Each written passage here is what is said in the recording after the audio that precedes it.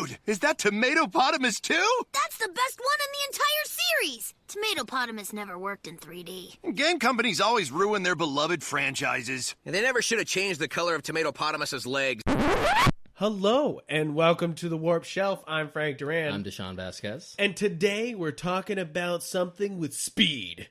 Because we gotta go fast. We're talking about Sonic the motherfucking Hedgehog. Sonic the Hedgehog. Sonic the Hedgehog. I am a longtime Sonic the Hedgehog fan.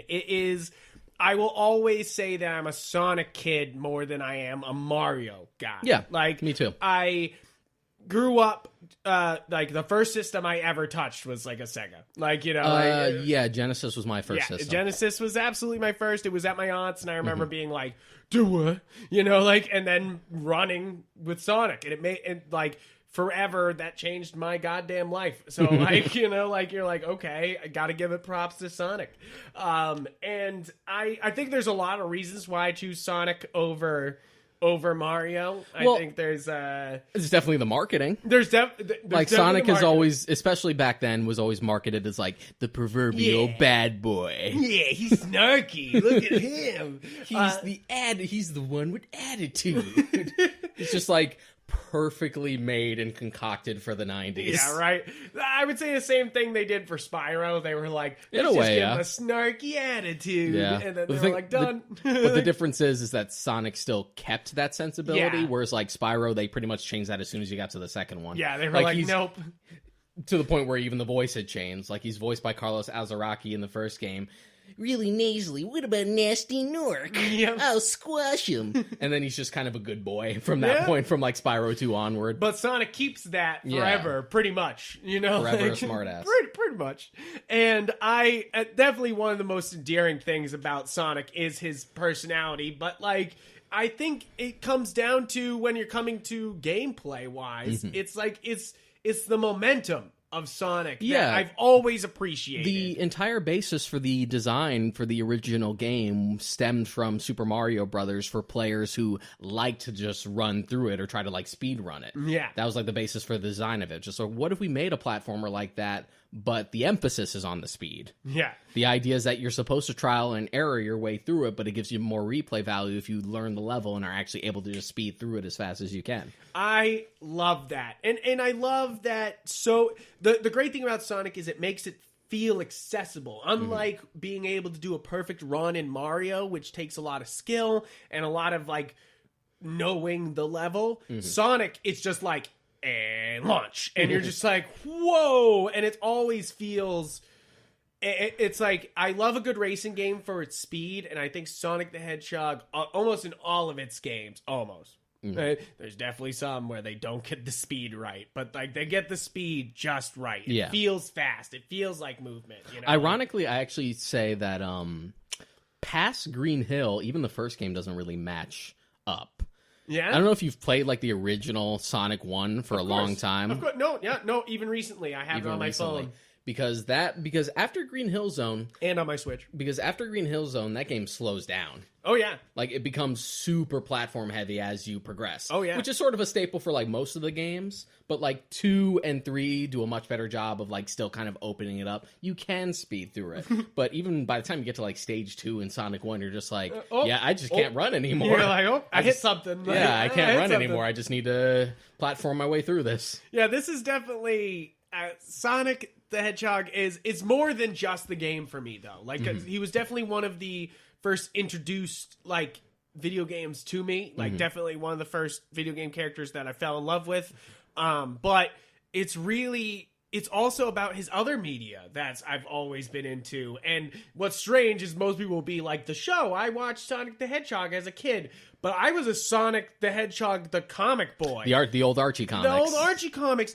I fucking love those books, and I still do. They're cheesy, but I love them. It's weird. Sonic, as far as consistent quality is concerned, I would argue has had the most consistently good quality in comic book form. It's wild because I never read the Archie stuff heavily, but I know people who grew up loving that, reading it, and I know most of the IDW stuff, the modern stuff is really good. I think Boom Studios has it now, and apparently it's also still really good.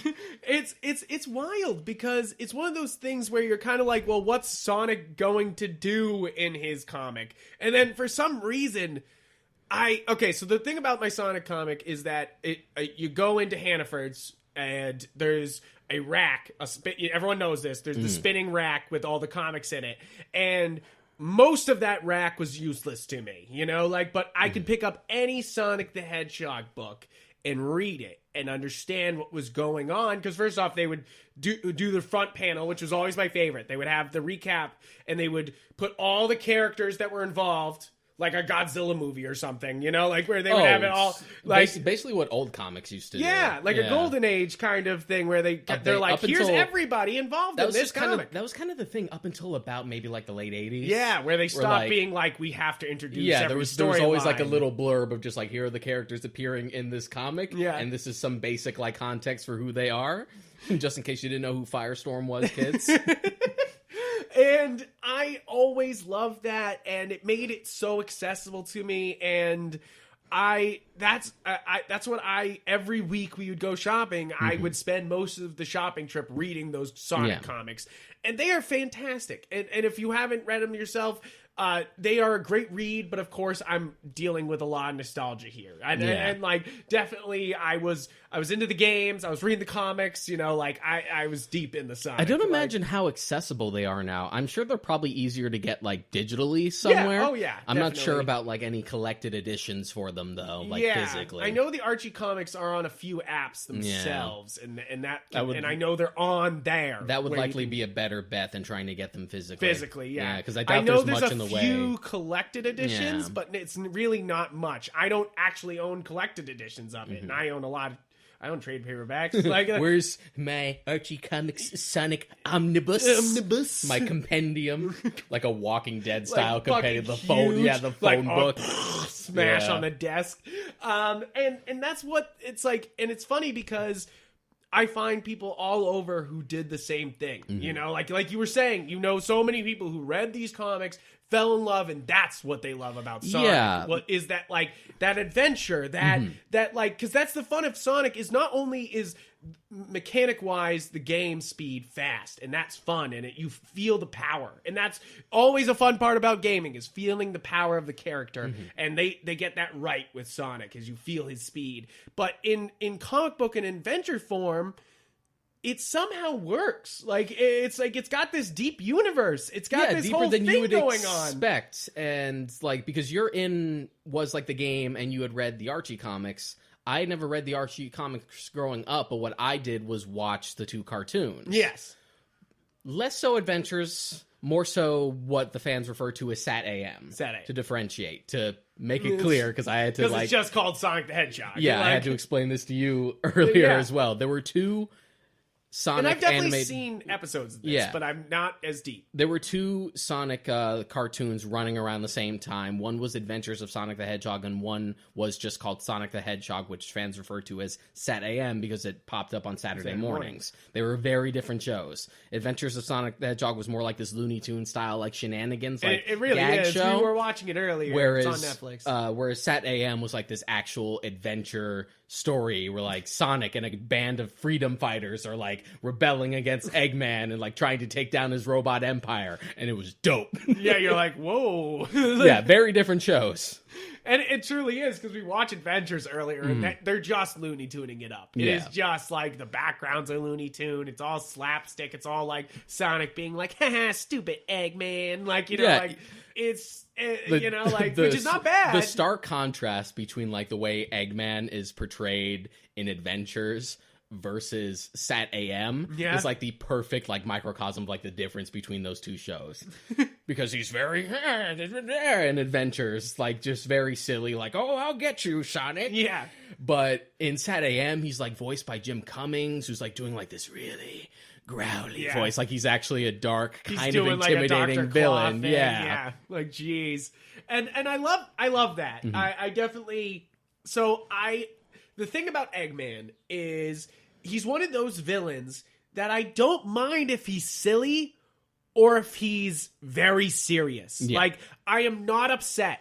Like, it's not like the Joker where if he gets too silly, I kind of get upset. Where I'm like, okay, you brought up the Joker to do a few jokes. Like, you abuse this man. Yeah. Stop abusing this man. But Dr. Robotnik, you bring him out, and if he's Eggman or if he's Dr. Robotnik, I'm for it. I think the only time it works to tend to make like the Joker sillier is usually when it's trying to homage like older versions of the character, like say like Brave and the Bold's version of the exactly. Joker. Yeah. That works because that's what it's trying to emulate. Yeah, it's trying to do the Caesar thing, and I get that, and I love that. I just think that it's going too silly can be too much, you know. Like I think always the Batman and to be animated honest, series rides the perfect line for the yeah, Joker. and to be honest, sometimes even going too serious can be a problem. Oh yeah, most definitely. Under the Red Hood.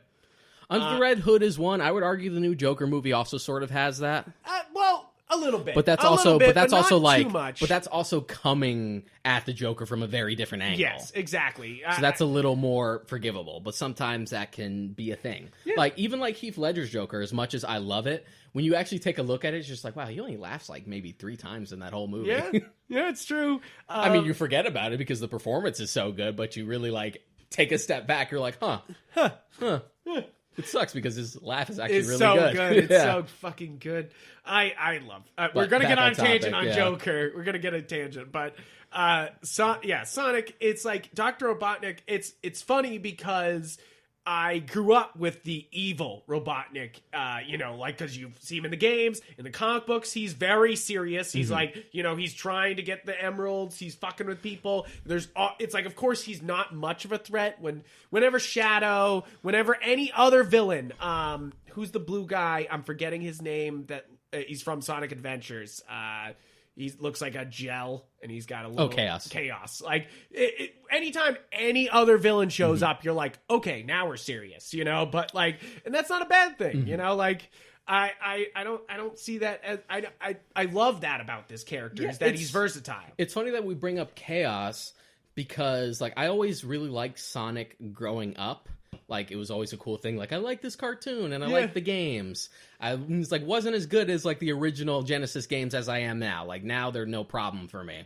But I would feel like the biggest in that like started to make me be like really hardcore into Sonic were the 2 adventure games. Yeah. Because that's when shit went real anime. It's true. I definitely I love those.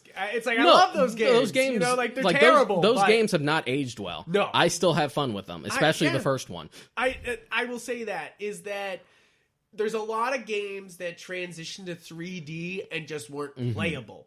At least Sonic, even if it looks bad, is playable and it's fun. And my thing about SA1 and SA2, and I will still defend this, is that for the time they were solid games. Yeah, but they've just aged worse than others, which is something that just happens. It's like we had talked about like remakes in general. We had talked about like Golden. We talked about video game licensed games. Yeah. And we had talked about how much like GoldenEye doesn't really hold up anymore. But it was heralded as like a masterpiece in its day. But because it still is, but it doesn't play well. Yeah. But because Sonic has like so much peaks and valleys already, and it's really cool to like always say on Sonic. I think that's something we have to bring up pretty early on in this Sonic discussion. Is that like. I love Sonic, but there is so much bad to go with the good, like there, and it's undeniable bad, like it's like there's things that we can defend, like Sonic Adventures and Sonic Adventures 2, but then there's, for every one of that, there's the wolf one where he turns into a fucking werewolf, and you're just like Unleashed, where half that game is good. It's all the stages that aren't with the werehog. Yeah, you're like, you're like, ew, but but there's so much good that I always forgive it, Like, it's like, even with Sonic Forces, me and you have been in debate about Sonic Forces forever, because I always wanted to play it because it's a 3D Sonic on my Switch, and I didn't buy it because I know for real that game is worth $5. I'm not spending fucking $10 on it. I have it. Give me a $5 discount, and I'll buy that motherfucker. You only have a Switch. I have a PS4, and I knew as soon as that game's reception had come out, and the people I know who hated it, who played it, because I have a lot of friends who are Sonic fans as well. They're just like, yeah, it's dumb. It's just another bad one. Yeah. And I knew, I'm just like, that is going to go free on PlayStation Plus at some point. And that's the thing is, it's going to be one of the 2 free games they give every month, and then it finally did, and now I have it. I just haven't touched it yet. See, the thing is it's kind of it's worse than, okay, so when a Zelda game is bad, you're like, fuck, like you guys fuck something up. Like, you know, like when you have a Twilight Princess, and I know some people are like, fuck you, Frank, but when you have a Twilight Princess or a Skyward Sword, you have to go back and reestablish. Twilight Princess is an interesting discussion in and of itself. Yes. Because it was literally made to shut Ocarina fans up. And as an Ocarina fan, I tell you, I will not stop! It's ironic because Twilight Princess was literally made because of, like, the initial backlash surrounding Wind Waker's art style. So they're just like, we want dark and gritty. Okay, here's dark and gritty. No, that's too dark and gritty. It's just like, okay, guys. So I was just feel bad for the developers on that one. It's just like, it's like the King of the Monsters thing. Just like, it's not enough Godzilla. It's like, it's not enough action set pieces. Well, now this is just all action set pieces, guys. Just like, you mother... All right. Every damn time. What the fuck was I saying, though? Sonic 4... But when a Zelda game is bad, like, it really hits. It really, really hits, because... I think it's because we get so few of them. Mm-hmm. And that's really it, is that we get a ton of Sonic games. Yep. And that's not a bad thing to me, because... there's so many hit or misses that I kind of feel like you should just keep shooting. I will give this to the franchise and all its peaks and valleys and ups and downs is that it is never, ever, ever, ever afraid to experiment. No. And we ain't just talking about spin-offs. In a world where Resident Evil franchise is extremely scared to experiment in any fucking way. Like, not so much now. Like, they're getting better about it now. Okay, but just that period. But only a little bit better, because they're going back to 4 here. Like, I know they're not really, but they're going back to, Chris Redfield has to fight his way through a village. You know, like, Yeah, but that's still stuck to, like, the trappings of, here's another virus. Yeah. Except this time it's just kind of in a village this time, as opposed to, like, we're doing, like, witches and weird shit in 7. And 7 was basically like a Texas Chainsaw Massacre riff. Yeah. So they're more experimental now than they were in, like, that period from, like, 4, 5, and 6. 4, 5, and 6. And I definitely am giving most of the blame to 5 and 6. Like, and 4, and the little in-between games. 4 is a good game, and they learn the wrong lessons from it going into 5 and 6. I would say so. It's like they played the game and were like, wow, we had such a fun time with this, let's do it 3 more times, but not at all. And you're like, no, like, please stop. It's like they read my thoughts. Especially with 5. I feel like 5 is one of the more offensive ones, because it's just 5 pisses me off. 5 is dumb, and you're just like, 5 and 6 are garbage. But we're going to go through every Sonic game here before we go into the Sonic movie, because I have some fucking thoughts about I won't say Sonic every, movie. because there's a lot of obscure shit. There's a lot of obscure shit. But shit. definitely main series. Main series things. And a few little caveats. We already kind of talked about Sonic the Hedgehog, the 16-bit original game. Yeah. Like, we already talked about Solid that. game, still holds up. The flow of it is kind of weird because it gives you like a taste of like that high-speed action with Green Hill Zone, and then immediately becomes way too platformer heavy after that, which isn't a problem. Because I think one of the things that the modern games do wrong is that they try to focus too much on the speed. Yeah. So it just kind of feels like you're playing on a track. Like you're playing at, like you're sort of playing. You can kind of let go of the controller and it would still do its thing. Yeah. I feel like that's a problem in the 3D games. They sometimes get right where you feel the speed and it's nice. And then other times it's like, okay, I could put this controller down, make some popcorn, come back. I'm still fucking bouncing on some balls. All you need to do is fucking just hold down the square button for boost and you're just good. Yeah. I agree. I think there's ones that... It's a ratio. It needs to be balanced. Just like platforming to keep obstacles in mind to actually have you involved. Yeah. And then you're rewarded by getting through the obstacles as fast as you can or as accurately as you can with precision so you're able to speed through it. Yeah. And it gives the stages a sense of replay value because it's just like, yeah, I know this stage. I can just breeze through it now. I can just do this. Yeah, the most I ever went like really hardcore with like, I'm going to try to do this as fast as I can, try to avoid the obstacles, go through shortcuts, was probably Generations. Yeah? Like, that one had this thing where you could... The only multiplayer aspect of Generations was, like, your time scores. Yeah. And you could compare it to your friends. And me and my friends would go on specific stages and try to top each other's times. That's cool. Yeah. That's pretty great. I like that. I never played Generations. It's one of those ones that never came to a system I own, or I didn't have a system at the time. Yeah, it was only PS3 and 360. Yeah, I would kill for another port of that because Generations Generations is a lot of fun. That is to me like the best like modern 3D game. Nice. So we have Sonic the Hedgehog 2 right after Sonic the Hedgehog. I love 2. 2 tends to be the fan favorite. 2's really good. 2's one of the ones that I have bought too many times. It's one of those things that I'm pretty sure I have it on almost every system I own. Like, I have it on 3DS, I have it on Switch, I have it on its original you know, I have it everywhere. I have it on my phone right here, you know, like it's one of those ones that I just don't know why I just keep buying. Coming from someone who has like a real vendetta against like mobile games, because you know me, the mobile ports of the first 2 Sonic games are actually really good. Really good. They were developed by Christian Whitehead, who would eventually end up don't know working Christian on Mania. Whitehead, yeah, he's one of I would say like these Sonic Jesus figures, where he like came into the scene of Sonic and literally changed how we're doing Sonic. Yeah, you like know? him and Headcanon, as well as his name's escaping me right now. He's Yeah. the artist. Yeah, It'll come to me. I'm Tyson Hess. Tyson Hess, yes. Tyson Hess, yeah. They- Of Nipples the Enchilada fame. Enchilada. But that's a great transition to 3, though, because 3 was my favorite as a kid. 3 and Knuckles is my favorite of the classic games. 3 and Knuckles are my two So- ones where I was like, holy shit. I don't want to assume that people know this, because I think one of the problems we have is that we assume people know stuff. Yeah, no, but yeah, absolutely. Back in the Disney, Disney. then the Sonic 3 cartridge and the Sonic and Knuckles cartridge was like this, what would you call it?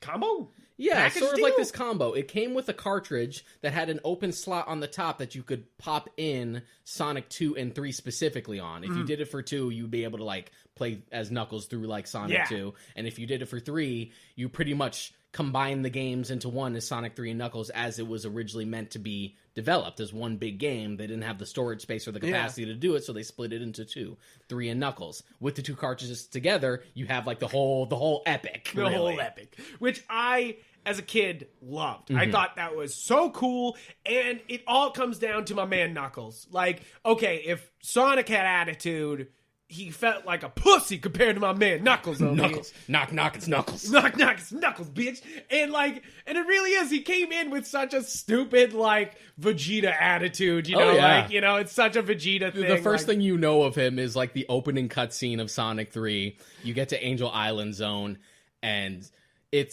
takes place, like, right after Sonic 2. The emeralds are collected. Sonic is supersonic, flies through. Knuckles is like, nope. Emeralds all fly out. He collects them all, laughs at your ass, and run away. Just like, who the hell is this motherfucker? It's as great of an introduction as X is in Mega Man. Zero in Mega Man. When he just comes in and hands you your ass, and you're kind of like, where you like Vile kicks your ass, and Zero just steps in and is just like, I got this. yeah, and you're like, oh. Maybe one day you'll be as strong as me. You better collect those armor pieces. I love that shit. I love how a simple cutscene could make me be like, wow, that's one of the coolest things I've ever seen. I love Knuckles' function in 3 and Knuckles because he's just a troll. Yeah. Like, you wouldn't, like, run into him. You would just occasionally run into him, a stage here, a stage there, where he would just be like, yeah, you thought you were going this way. Pulls a lever, and you just, like, fall into a pit or something. It's like, gotcha, bitch. Gotcha, bitch. I feel like he was kind of like Gary in that sense, where it's like you didn't really know when Gary was going to show up to fight you in Pokemon, and then eventually he would fight you. Smell you later, Sonic. Yeah, and you're like, fuck you, bro. But it's like it's one of those things I love. It's such classic game design of being like, here's the villain, but like, we'll sprinkle him in so he's not the main villain, you know? Like, yeah, 3 and Knuckles was always my favorite because, one, that combined gave you a shitload of stages, like a fairly sizable game, because it's pretty much 2 Sonic games in one. That, and the fact that you have, like, 3 characters to play as, and little stuff that hasn't even been in the franchise since, like, you collect the Chaos Emeralds to become Supersonic. In 3 and Knuckles, you also get the Hyper Emeralds, you become Hypersonic, which is never returned in a game since. We have never seen Hypersonic since that game. But you're like, nah. It's the same thing, except he's like He's like an epileptic seizure. He's just a bunch of flashing colors. So the next thing on this list that came out very similar years to the year after Sonic and Knuckles is well, we had Sonic Chaos was before Sonic the Hedgehog 3, and then we have Sonic Chaotix. So I'm Knuckles Chaotix. So I don't think I've ever played this game. Well, I'll come back to it because I'll keep it in my mind, because even before that, there's CD. Right, there is CD, which is important because that's another one I have on pretty much every fucking system I own. Another one. It's super weird. It's not even that good of a game. I was about to say, CD's super overrated. No, it's super overrated. I don't even like it that much, but I own it on everything. I think the thing with CD was that unless you had a Sega CD, it was super inaccessible for the longest time. So it's kind of one of those things where no one could have it. It was and like now everyone has it. It was like the one you couldn't play. Like, this is the one that's like, it had to be, you had to play it on a Sega CD to even try it out. And it was developed around the same time as 2 by a different team. Yeah. So there's like sort of intersecting things where it's like, it's a sequel, but it doesn't have like the same innovations that 2 did, like the spin dash. Yep. And the level design's definitely not as good. Like, I have a lot of issues with CD. That game is a mess, like, level design-wise. Oh, yeah. No, definitely. But it was one of those things where, like, it was the unobtainable Sonic game. It's one of those things that, it's like, as an adult, I buy it because it was unattainable. It was on Sega CD for the longest time, and then I think it wasn't available until they made the Sonic Gems collections for the GameCube, which is how I first played it. And then after all that hype, I'm just like, oh, I don't like this. This wasn't super great. Now Knuckles Chaotix, because this is something I've never played, so I don't think I've played it. I have played Knuckles Chaotix. Wait, is this the Knuckles game where he has his friends? Yeah, this is the one with Team Chaotix. It only came out for the... No, I remember this. It only came out for the 32X. Yes, I remember this, because, again, it was another one that was like at my aunt's house, like, and I never played it. You have to play as, like, two... You have to, like, play with with a companion from the Chaotix team, and they're, like, rubber banded together. Yeah, they would slap back and forth. Yeah, it's a weird one. Super weird. Now, this is one of my favorites. Here for an offshoot one, we have Sonic Blast. And by favorites, I mean, no, this is trash. This is not good. Look, man. They tried to go 3D, and it don't work. It don't work, man. Look, man. Are you talking about Sonic Blast or 3D Blast? Blast. Look at this motherfucker. Sonic Blast was still a 2D game. 3D Blast was the one that was like isometric. Yes. Yeah. Blast was the Game Gear one. Yeah. Which I had a Game Gear. Yeah. Yeah. If one of the systems that has formed my handheld love in my later years, it's the Game Gear. I had a Game Gear, which is ironic because the Game Gear wasn't shit. No, it wasn't. But I had a Game Gear too. I love the Game Gear because, as I said earlier, I didn't own a Genesis. I owned an N64, and so all these Sega games I was just missing. And then finally, somebody I think somebody just gave me a Game Gear because they weren't playing it anymore. I think it was or something. A hand-me-down for me too. When someone else got a Game Boy. It was one of those things where, yeah, exactly. Yeah. And the thing about the Game Gear, and I don't know if everyone knows this, it sucked up batteries. Like, you thought you had to steal from the remotes for your Game Boy, like original Game Boy Color. You had to have 6 fucking batteries in this bitch to run this Game Gear, and that's if you didn't have the fucking thing for a light so you could see in the fucking dark. Oh yeah, back in the day before we had the backlight. Yeah, before backlight. That's one of my things that I don't think I'll be able to explain to my kids when I'm older. I'll be like, yeah, I was around before screens had backlights, so we had to put lights on them to see them, and they're like, what do you mean, Dad? Look, you can just turn them up and down. Just change, Dad, change the brightness. Change the brightness. What's the matter with you? And you're gonna be like, and Game Gear had so many accessories. It had a magnifying glass. I could go over the top, and then you'd have the light over the top, and then you could be like, oh wow, it's huge now. You see, I had that too, except it wasn't for the Game Gear. It was for the damn Game Boy Advance. Oh yeah, you had the magnifying glass one. No, I had the magnifying glass. I had the stupid light for it. Those, oh man, I was so relieved when I finally got an SP. Yeah, just to throw those damn things away. But the number one thing about the Game Gear is it took all these Genesis games and all these other Sega games and put it in my hands. When I couldn't, because it was at my aunt's or somewhere else, I just couldn't get a hold of these games, and I finally was able to get it. and I played the Game Gear to shit. And I love that. Yeah, given the time that they were made, the ports of Sonic 1 and 2, like the versions for the Game Gear, were admirable for the time. Yeah. Sonic Chaos is a little better only because it's like a completely original game for that system. Absolutely. I feel and like they're fun for what they are. Yeah. But to be honest, I think like the Game Gear just immediately like had no reason to exist once the Nomad came out. Yeah. Because you could literally play Genesis cartridges on that thing.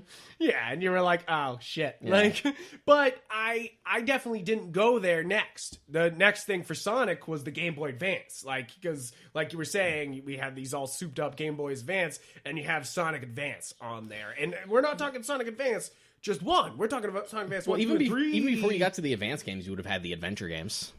No, Adventure actually comes out in 2007, and all the Advance games come out in 2001, 2002, 2004. Really? Isn't that crazy? That doesn't seem right. 2007 sounds like DX. Oh, maybe. Oh, no, this is Rush Adventure. Sorry, I thought it said Adventure, but no, it's no. No. Because Adventure invented like the 3D art style, the modern Sonic like long leg style. Long man. Yeah, I mean Sonic Adventure is 1998. Yeah, that's what I 1998. Sonic Adventure 2, 2001. Mm-hmm. So. Wait, yeah, you have the first moment, and then you have the next. So I guess yes, we should talk about Sonic Adventure. The first. So the one. first attempt was 3D Blast. Was 3D Blast, which wasn't really a 3D game so much as like an isometric top-down adventure. Which I remember hating. Yeah, it's not great. Hating it. It's got great music though. Yeah, that's the thing that just tends to follow the entire franchise. Like, that even in the worst games in the franchise, you have some bangers. I would say that's the number one thing that has probably kept most Sonic fans just like keep playing Sonic games is sometimes there's just bangers, baby. Yeah. Like, and I'm not just talking. We're gonna talk about Sonic Adventures in a second, and I will gush. But like. The Sonic theme alone is a fantastic theme. Like, it is just like the opening menu theme. Opening menu theme.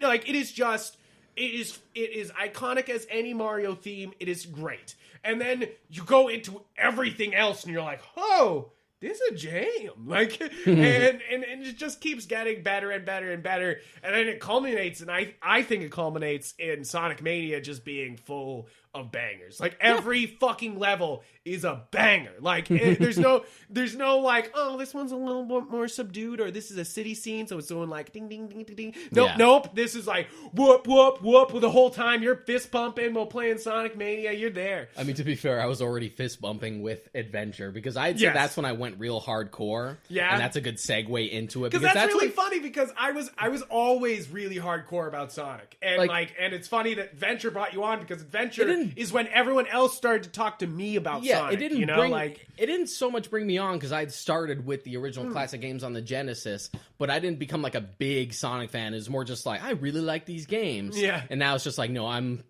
really into. I'm a Sonic guy now. Yeah, I'm a Sonic because it started to become anime bullshit, just like epic end of the world stuff.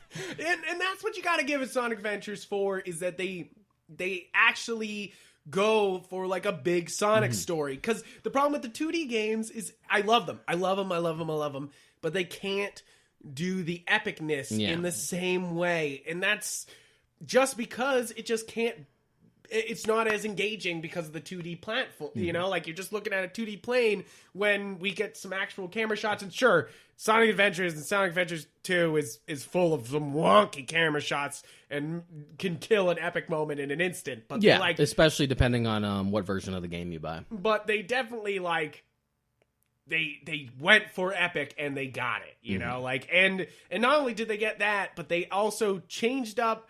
Like, because I'm talking, like, when I'm talking I love the Sonic soundtracks, it's very chiptune. It's very, like, it's coming out of the system. Sonic Adventure goes, we're not doing that anymore. It's time for some rock. It's time for some rock.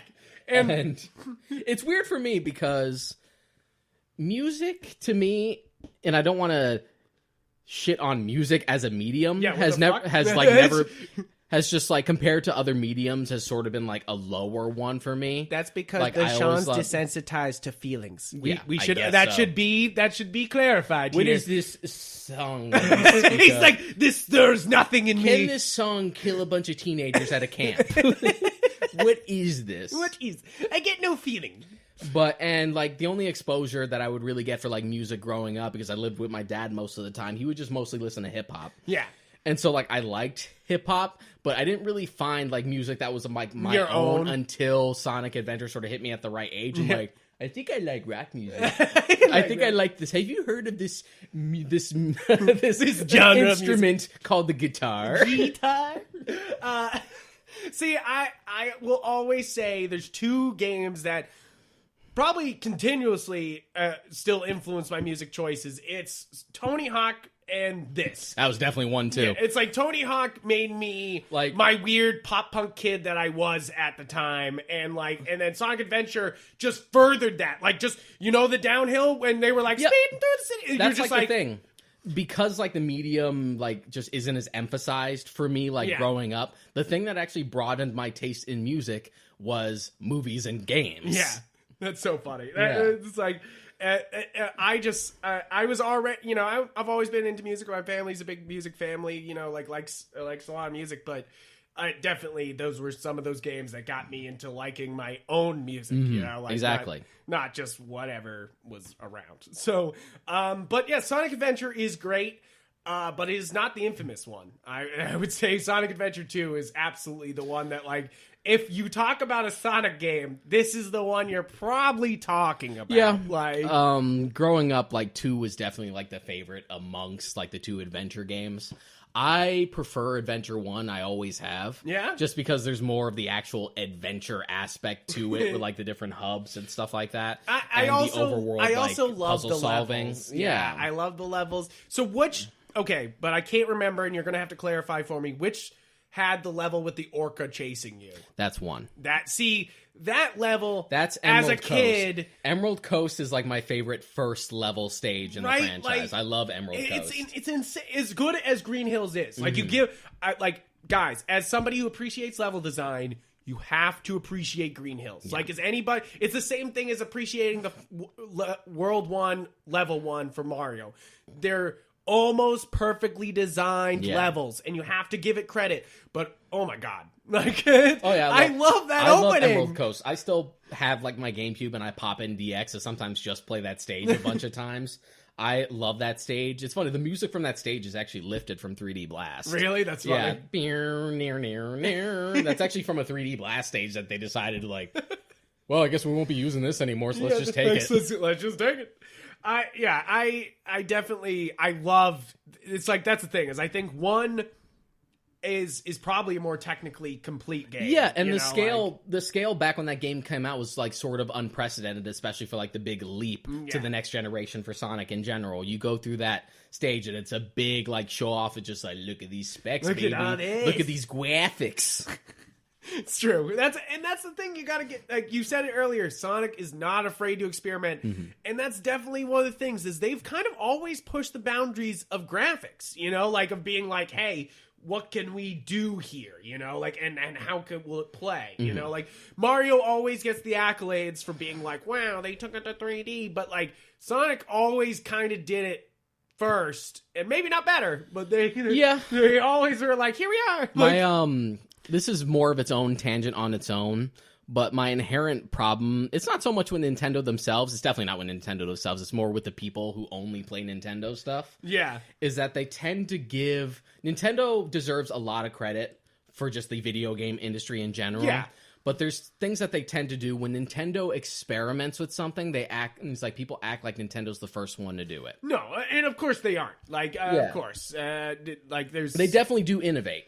And they tend to bring on innovations that stick with the industry going forward. Yeah. But when they go outside of their box, people act like they're the first ones to do it. Like, we had talked about, like, the conversation about, it's kind of like the Apple situation, where it's like, wow, a third camera, and Android's sitting over there like, the fuck? We've had third cameras forever. Like, yeah, you know, exactly. Like, you're like, we've had these. So like every forever. time, so like Mario Kart 8, I'm just like, wow, a lot of these elements are like straight from Sonic and Sega All Stars Racing Transforms. Yeah, like the anti-grav stuff, the transforming car. Yeah, this all did it first. Even like hopping, like the hop boost. Yeah, that was from Crash Team Racing. Yeah, it's funny because when it doesn't happen in the earlier games, when you go back to like earlier Mario Kart, you're like, You're like, why didn't I get a boost? You Yeah. know, like Crash Team Racing did that first. yeah, you're like, It's funny because like every other like kart racer, which are clearly trying to like cash in on like emulate Mario Kart, do innovations that Mario Kart later like lifts. Yeah. And then people act like, oh, first one to do it.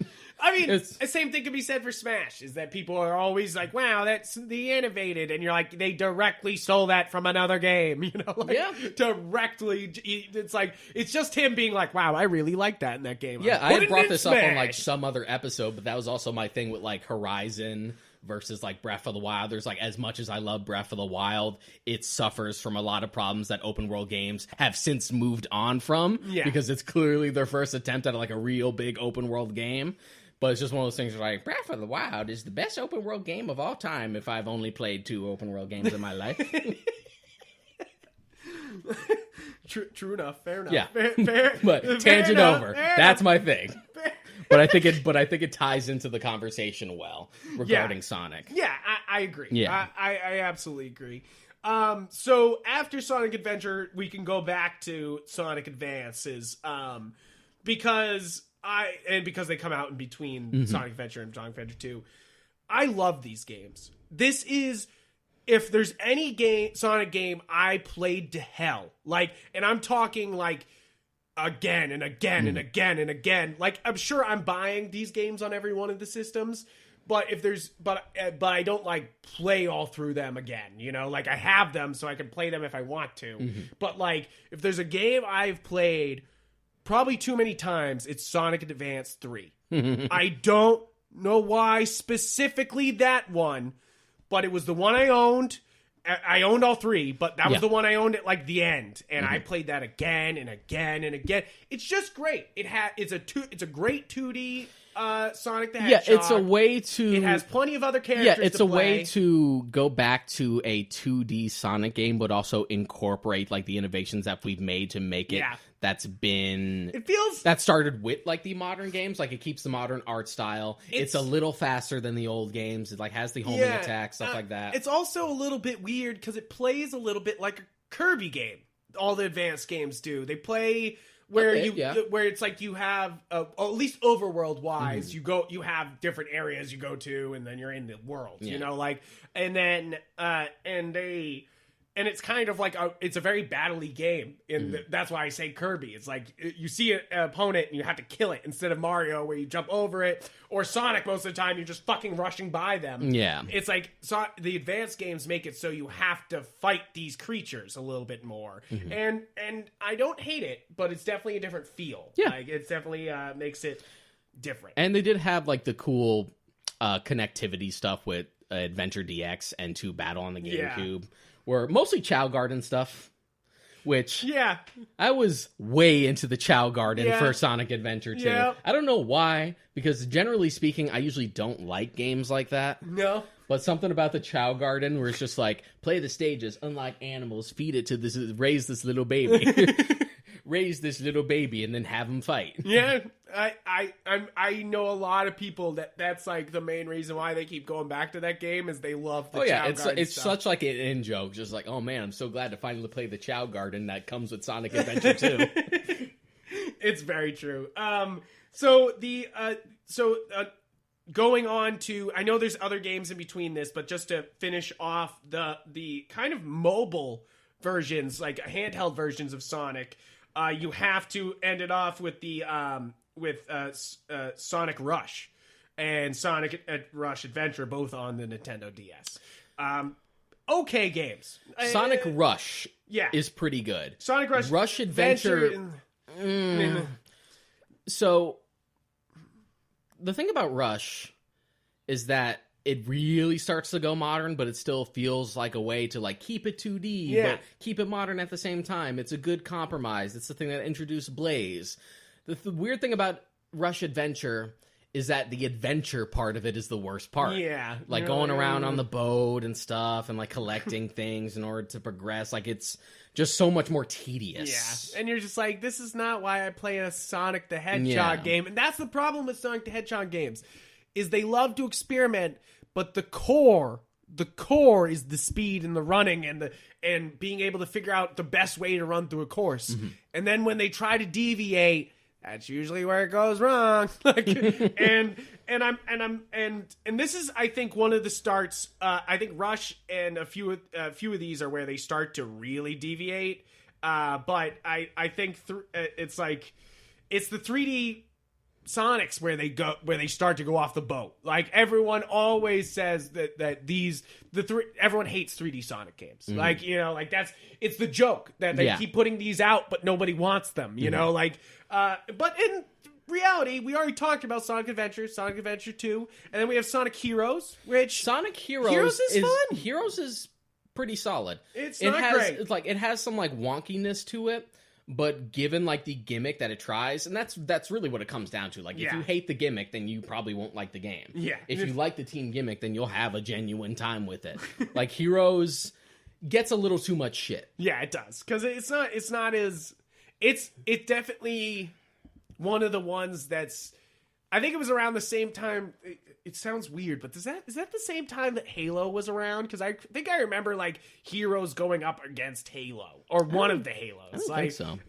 It says 2004, but I don't know. So the next up in the 3D Sonic games is either a fan favorite or where most people feel like Sonic really jumped a shark. It's Shadow the Hedgehog. It's only an ironic fan favorite. It's an ironic fan favorite because everyone loves Shadow the Hedgehog. And to be fair, we haven't brought him up. We have not talked about Shadow the Hedgehog because I already said I love Knuckles and I love Sonic, and they're so they're edgy and fun, and they're snarky, and then they go, let's go super edgy. Yeah, I was just about to make a joke that Shadow is just a weapon to surpass Knuckles.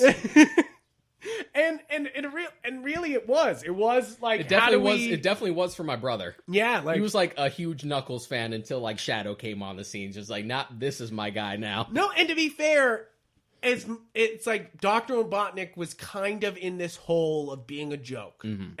And he still kind of is. He said, like, it's the reason why Jim Carrey plays him in the movie, is that he's sort of a joke, like, and so Shadow, even as a kid, was so great because first off, he had a fucking gun.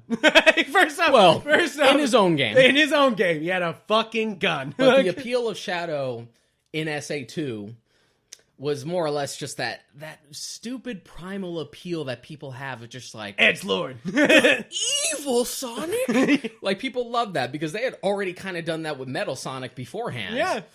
But I don't know what it is, but something about Shadow, especially as a kid, Shadow works. It's not even just Shadow. That archetype of like the evil doppelganger of the main character for some reason really speaks to kids. Yeah. I don't know what it is because it's so stupid. It's so easy.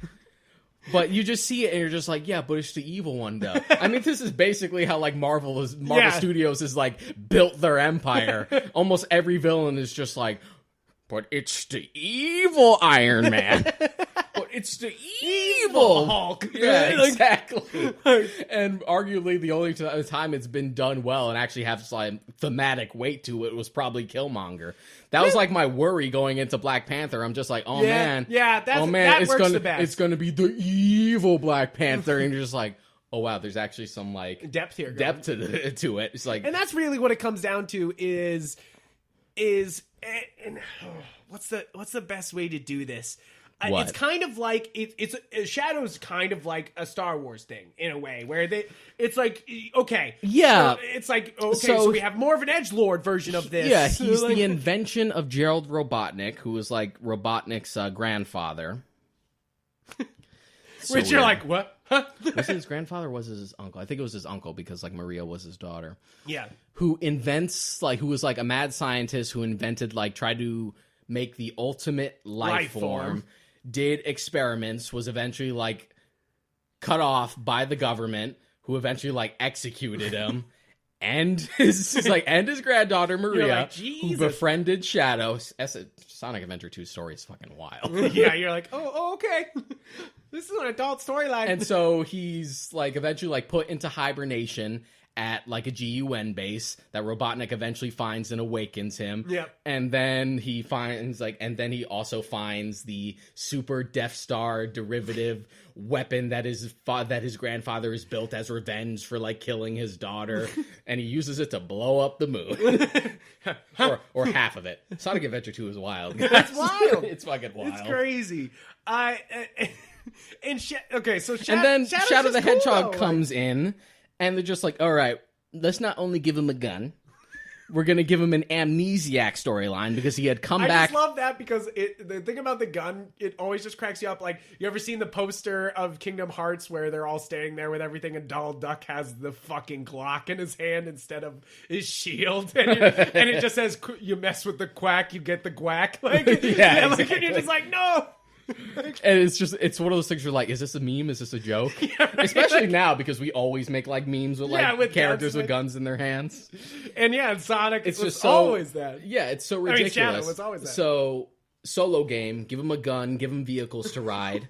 Which, to be fair, as a kid, I loved this. Like, you know, like as a kid, I was like, so cool. He's got all these things, but why does he need a vehicle? Like, I've always even as a kid, as soon as I saw the gun, I'm like, oh. I don't know. Even as a kid, I was for the gun. Even as a kid, I was saw. like, oh, he's gonna shoot. Even as a kid, I saw through the veil, but maybe because I already had more than enough edginess and like the stuff that I consumed. Yeah, maybe. In my life, that I'm just like, you can't try and sell me on this hedgehog with a gun, this anthropomorphic hedgehog with a fucking Glock.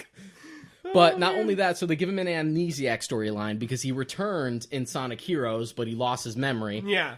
And so they give him that. They give him like branching paths and multiple endings. But then they also expand on his lore that Shadow's fucking part alien. Yeah, you're like, He was invented by these creatures called like the black aliens, the dark ones, or whatever the hell they're called. I really forget what they're called. It's just like, oh, I helped create you with Gerald Robotnik. You were actually part alien. And you're just like, I thought SA2 got wild enough. Yeah, you're like, oh, okay, all right. Well, I guess we'll let this fly. Shadow the Hedgehog is so... It's so over the top. It is the shark. It's so and we're jumping right over it. It's so painfully edgy. Because not only is it just like, dark aesthetic. He's got a gun. He drives cars and a motorcycle. He's also swearing now. Does he swear in that game? He does, yeah. He like says hell, and every time hell. And every time he dies, he's like, damn. See, it's like, but the same thing worked for Jack and Dexter though, because it was okay, I got Jack, but now I'm evil Jack. You know, like, which was a similar time. And that also made the transition from like E for everyone to T for teen. Jack swearing now. Yeah. This is now a dystopian gun game. And you're like, what? It's true. I always loved that because it was like, wow, we made a game where it's Sly Cooper with guns. And then the next More game. Like Crash with guns. Yeah, Crash with guns. And then the next one is like, fuck that. Like, you know, it's like, welcome to the fucking wasteland, bitch. Yeah. Like, Jack and Dexter, the precursor legacy, is more just like, what if we took the same elements as Crash, because it was Naughty Dog again, and just more or less just expanded as like this wider adventure. And then Jack 2 were just like, yeah, we're sick of that shit. We're going real different now. We're going down. But here's the thing. It ain't Naughty Dog. No. Naughty Dog was able to pull it off. Nope. This is Sega. We're talking about, and the thing is, as iconic and much love as I'll give to Sega. Like, if there's one like weird like road trip dream I have is to go to Sega World in London, because that sounds fucking incredible. Bunch of like floors and floors of Sega games. That sounds incredible. Like, fuck yeah. And it's all British people being like, all right, you won't play this fucking Sonic game, eh? You know, like, I'm for that. Like, I'm completely for this. But like, they just flounder. They just fall. And I would say that as much as I loved Adventure and Adventure 2, those are the starting pins of Sega starting to fuck up. Yeah. Like, Well, I mean, Adventure 2 was the last one where it's as a flagship title. Yeah. Because after that, that's when Sega gets out of the console market. yeah. The And you're Dreamcast was like the end of that.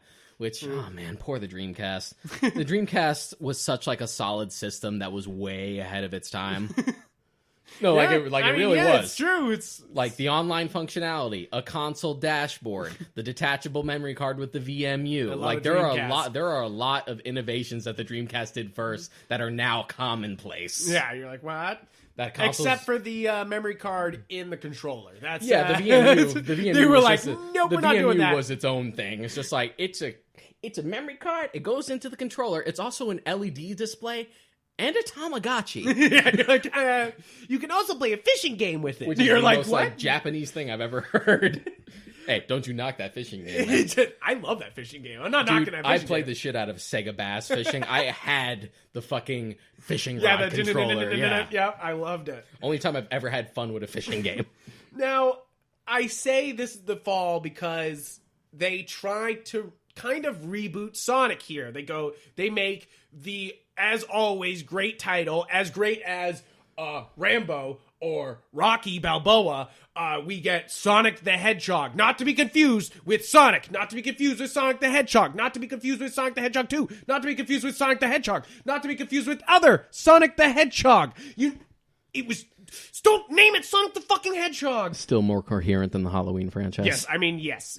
Anything's no coherent. Can you do your little rant about the Halloween, like real So fast? Halloween 2018 is the sequel to Halloween, not to be confused with Halloween or Halloween, which is the sequel that's not to be confused with Halloween 2 or Halloween 2. that ignores all the previous sequels, but not to be confused with Halloween H2O, which also ignores all the sequels and brings back Jamie Lee Curtis. This is a completely different thing. Exactly. I know the next film is, I think it's called Halloween Kills, which is a stupid title. But I was already ready to call it Halloween 2. I fucking dare you. That so way there's so many Halloween we have 2s. 3 Halloweens and 3 Halloween 2s. Yes, I want it. So Sonic the Hedgehog is just not a good game. It comes out on Xbox colloquially 360. referred to as Sonic 06. Yeah, Sonic 06 is a classic in shit games. Oh, yeah. It's just one of those It ones is that infamous. doesn't work. It's broken. It's frustrating. It's a frustrating game. It looked so good Yeah. initially, like when it was advertised, because it pretty much was just like, it was more or less, it looked like an Adventure 3. Look, they were like, "Hey, we're doing Sonic Adventures again," you Yeah. know, like, and you're kind of like, "Cool," you know, like, okay. And I think that was like part of the reason that Heroes got shat on was because, especially given how popular the GameCube ports were for Sonic Adventure 1 and 2, like I know a lot of people who never played it on the Dreamcast got to play it with the GameCube ports with DX and Sonic Adventure 2 Battle. Very true. I think with Heroes, there's just like people just kind of wanted an Adventure 3 and instead got this like gimmicky team game. Yeah, it's true, and this is just the start. Okay, so we just start listing some bad games here, and we won't even go into that far because they're pretty fucking bad. yeah. We got Sonic and the Secret Rings, Sonic Unleashed, Sonic and the Black Knight. Black Knight's not that bad. It's all right. It's all right. Yeah. It's all right. It's okay. It's okay. But then you have if we're talking all right, we have Sonic Colors. Sonic Colors is all right. Sonic Colors is one that I've only played a little bit of. I've seen a bunch of gameplay for it. The general consensus for it is that it was definitely a step in the right direction. It had a lot of polish. It sort of trimmed the fat from like Unleashed because it pretty much used that same engine and that same style, but no Werehog this time. But I think I put it up to Some Call Me Johnny's like video review on it, where like it trimmed some of the fat, but it also trimmed the meat while it was at it. Yeah. It really emphasized 2D to a fault, and the platforming was like super basic. Absolutely. But the Wisp gimmick was cool. Yeah. And the music was great, and the aesthetic was good. It had everything working for it. I think it might have just been held back by the fact that it was a Wii exclusive title, so it couldn't have the same so it polish. couldn't even go anywhere. Yeah. You know, like like that's the problem with the Wii and the Wii U is nothing went anywhere. But Unleashed was before that, and I got to say stuff about Unleashed. Okay. Yes. Go into Unleashed. So here's the thing about Unleashed. There are some positives.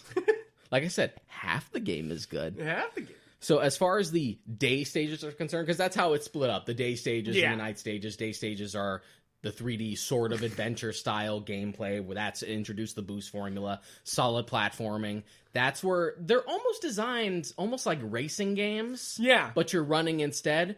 So it's about like avoiding obstacles to keep the run going, but there's still enough platforming to balance it out.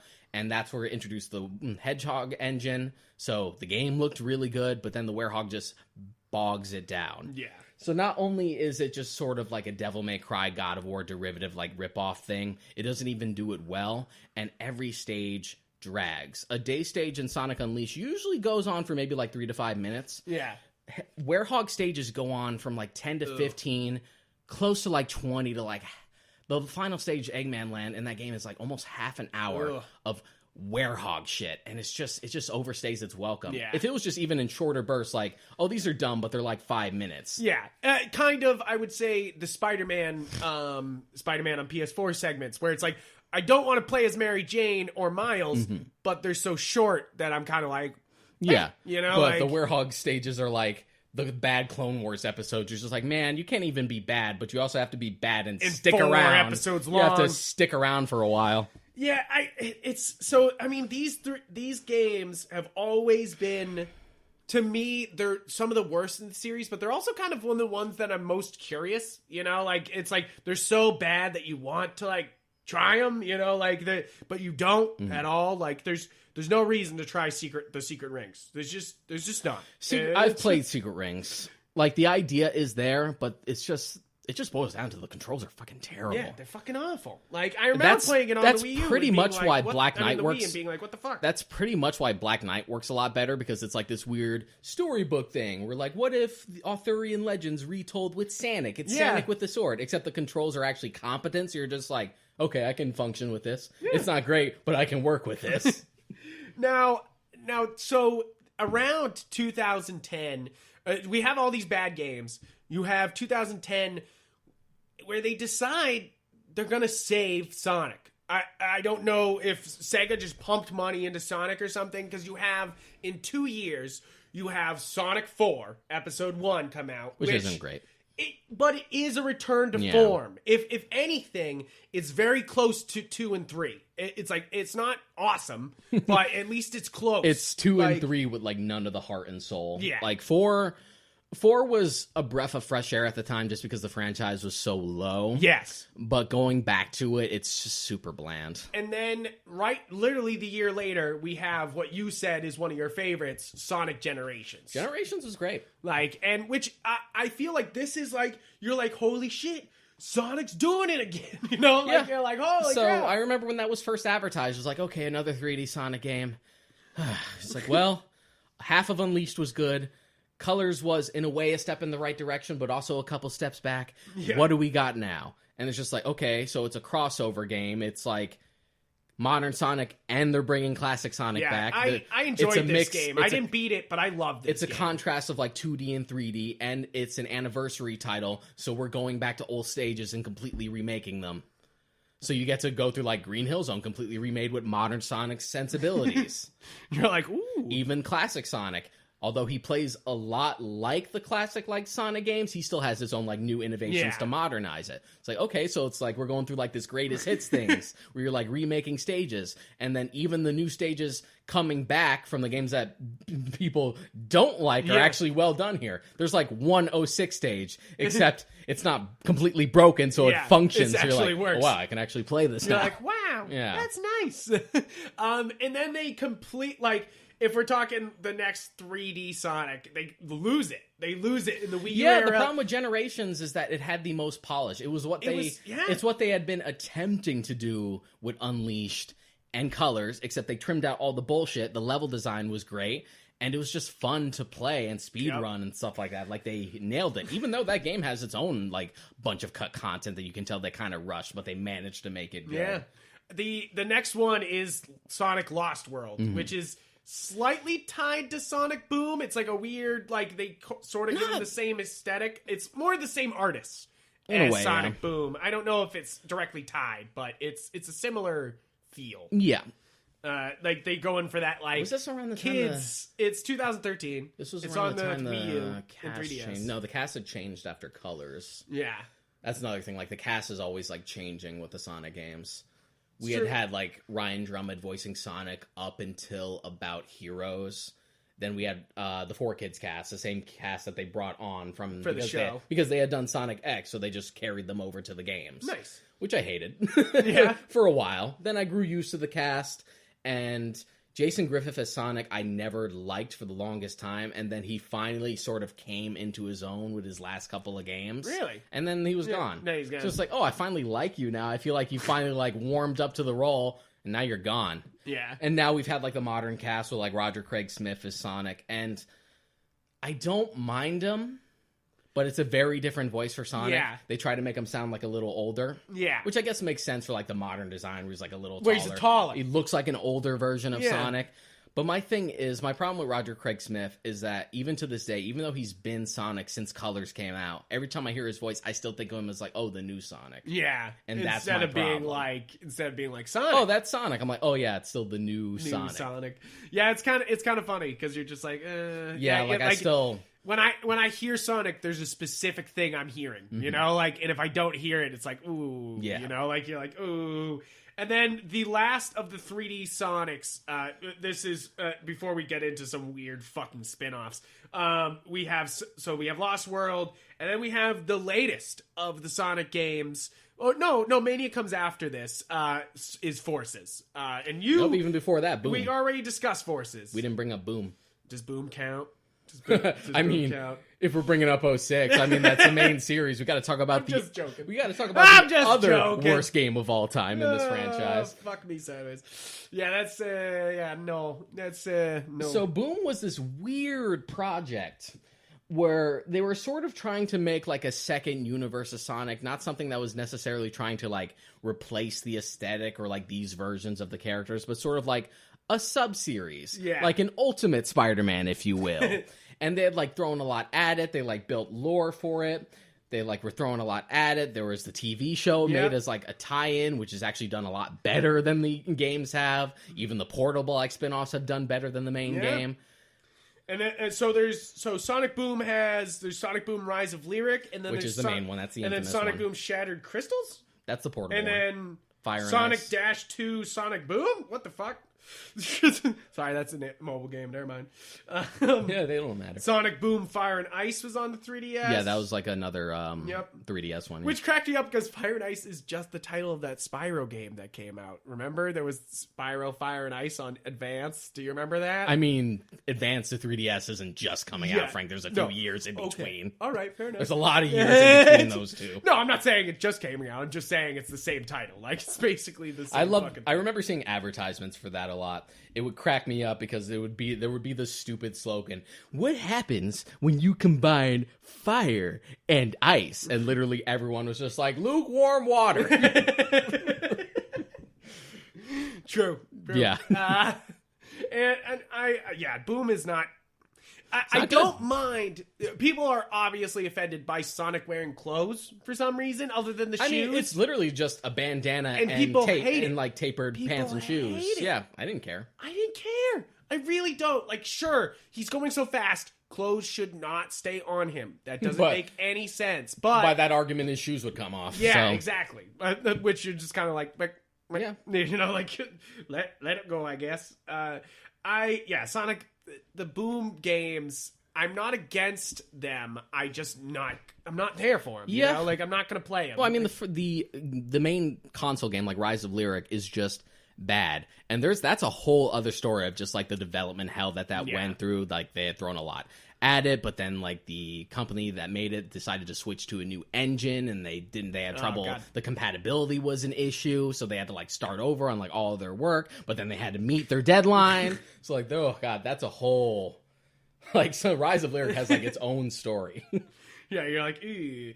And so is there any other games before Mania after that that you're thinking of? Because not really, aside from like the like occasional spin-off. Well, of course we have all the Sonic at the Olympics, and then the Mario and Sonic at Olympics, which are fine titles. It's just like, they're fine. I will never get over the fact there's like, oh man, we finally get a Mario and Sonic like crossover, and it's fucking Olympic sports. Olympics, like, you kidding me?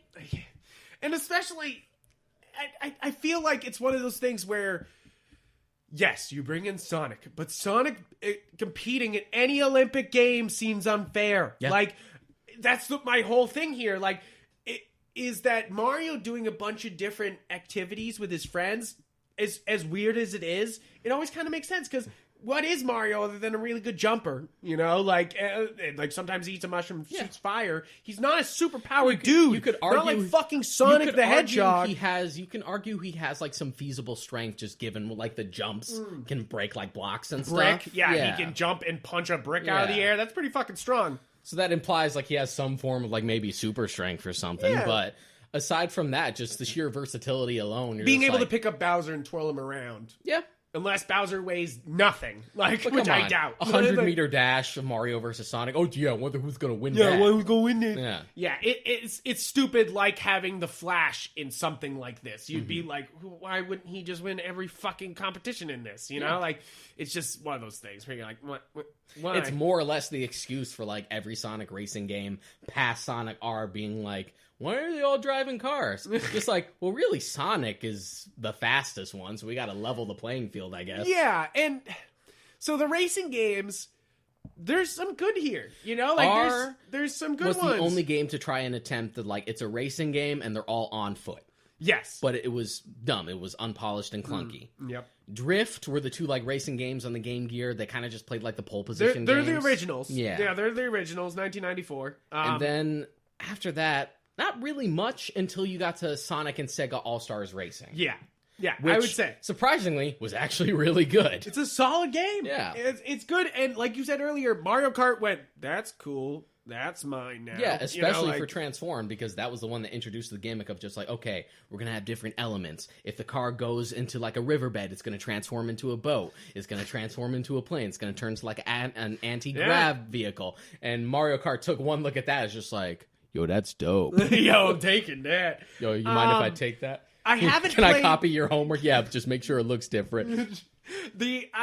I have not played a lot of the Sonic racing games. As much as I'm a huge racing game guy, when a kart game plays, I want it to play right, and sometimes they don't get the feel correct. Generally speaking, I'm not really into racing games most of the time, but I like a good racing game. I like a good kart racer mostly. So the thing is and this could be a whole fucking episode. Mario Kart is the most accessible game of all time. Your fucking grandma can pick up Mario Kart and play with you. Like, sure, she might suck dick, but she's gonna have fun. You know, like it's like that. And Super Mario Kart doesn't hold up. Yeah, yes, the first one. Yes, the first one. But what I'm saying is that Mario Kart is one of those accessible games. It's the reason why so many games try to emulate it, and it's kind of sad because a lot of games, and especially the Sonic series, miss key elements. You know, like miss what makes those Mario Karts fun and great. And kind of the feel of the way your kart moves, you know? Like, because the reason why a Mario Kart plays the way it does, instead of like a normal driving racing game, is because you are driving a fucking kart. Yeah. Like, this is not a Forza game where your car's has to be fast, and it's a fast racing game. Other than that weird like promotional tie-in they did for 8 with like the real cars that they added. Yeah. It's so weird. It sticks out like when a sore you have thumb. a Benz and Deluxe, you're like, okay. It's so odd. But the difference is that karts feel like, if you've ever driven an actual car at a theme park or something like that, it's funny. They all the power's underneath it, you know, like, and it's kind of like surging it forward, you know, instead of like a car which always feels like it's keeping up with itself. Karts always feel like it's like whoo, you know, like it's like whooshing off. Yeah, and that, I feel, is the reason why a lot of these games trying to copy Mario Kart don't work. You know, like I think a main example that just came out is we have Star Wars Episode 1 Racer, one of the worst titles ever. But that's a good game. It's a fun game. Yeah. Terrible graphics on Switch. I'm sure on everything else too. I should show you the picture of Qui-Gon. He looks like he's in fucking pain. I mean, it's an old N64 game. What do you expect? It's so funny though. You got Anakin's face all smushed, but then you look over to Qui-Gon in the scenes and you're like, oh no, what'd they do to Qui-Gon? Can you name like a single N64 game that doesn't look like garbage now? Yeah, no, not much. Not much. Well, Ocarina. No. Ocarina. No, certain elements. Ocarina is super blocky, and it's so muddy and gross looking, like the environments now. Definitely. It just doesn't hold up. maybe Super Mario 64, but even that like has its cracks. Yeah, it definitely has some crack. But I just think that they just don't get the way the car, like the. Sorry, I was bringing up episode 1. The reason why that works as a racing game, unlike Mario Kart, is it changes the way the ride feels. Yeah. The pod racing it feels like pod racing. It feels like you are a sled attached to 2 fucking rockets, and you have no control over anything but those fucking rockets, and that's it. And that's why I think that game succeeds, is because it goes in a completely different direction than Mario Kart control-wise. You know, like, instead of being like, well, we're trying to emulate that kart feel. Like, I've played the terrible Nickelodeon kart games. Those are fucking awful, and they try to emulate the feel, and they miss it. And the new Sonic racing game, Team Sonic Racing, they miss the mark. It's all right. It's not as good as All Stars Racing, and it's not as good as Or any Mario Transform, Kart. You yeah. would never play. Like, the problem is if you have friends over, you are not playing Team Sonic Racing. Yeah. You're just not. Like, even if you have a really good friend who's a really good Sonic friend, like wow, we're good Sonic buddies, they will not play Team Sonic Racing with you. Like, they'll play Sonic Forces before playing Teams Racing with you, you know? Maybe like, not. I wouldn't go that far, just because I think they would just, if they even remotely looked up Force's reputation, they wouldn't. No, of course not. I'm just saying it's... I feel like they nail it with where you were saying All-Star Sonic and Sega All-Star Racing and Transformed. Let's just say All-Star Racings and Transform, just to keep it short, because those are Long long-winded titles. But I don't think Team Sonic Racing gets it. And I was excited for that game, and it didn't work. I will add this as a caveat, even though it's a much more gimmicky racing game. But shout out to my buddy Rob, because I know he's going to fucking choke me out if I don't mention this, is the 2 Riders games. Yes. Yeah. Look, Sonic Riders is... Yeah. I had it. I think I still have it, actually. Okay. It strictly comes down to if you fucking love those moments in Sonic Adventures 2 where you were like, look at us fucking grind, baby. This is a whole game of that. It's a big hovercraft skateboard racer. Which, like...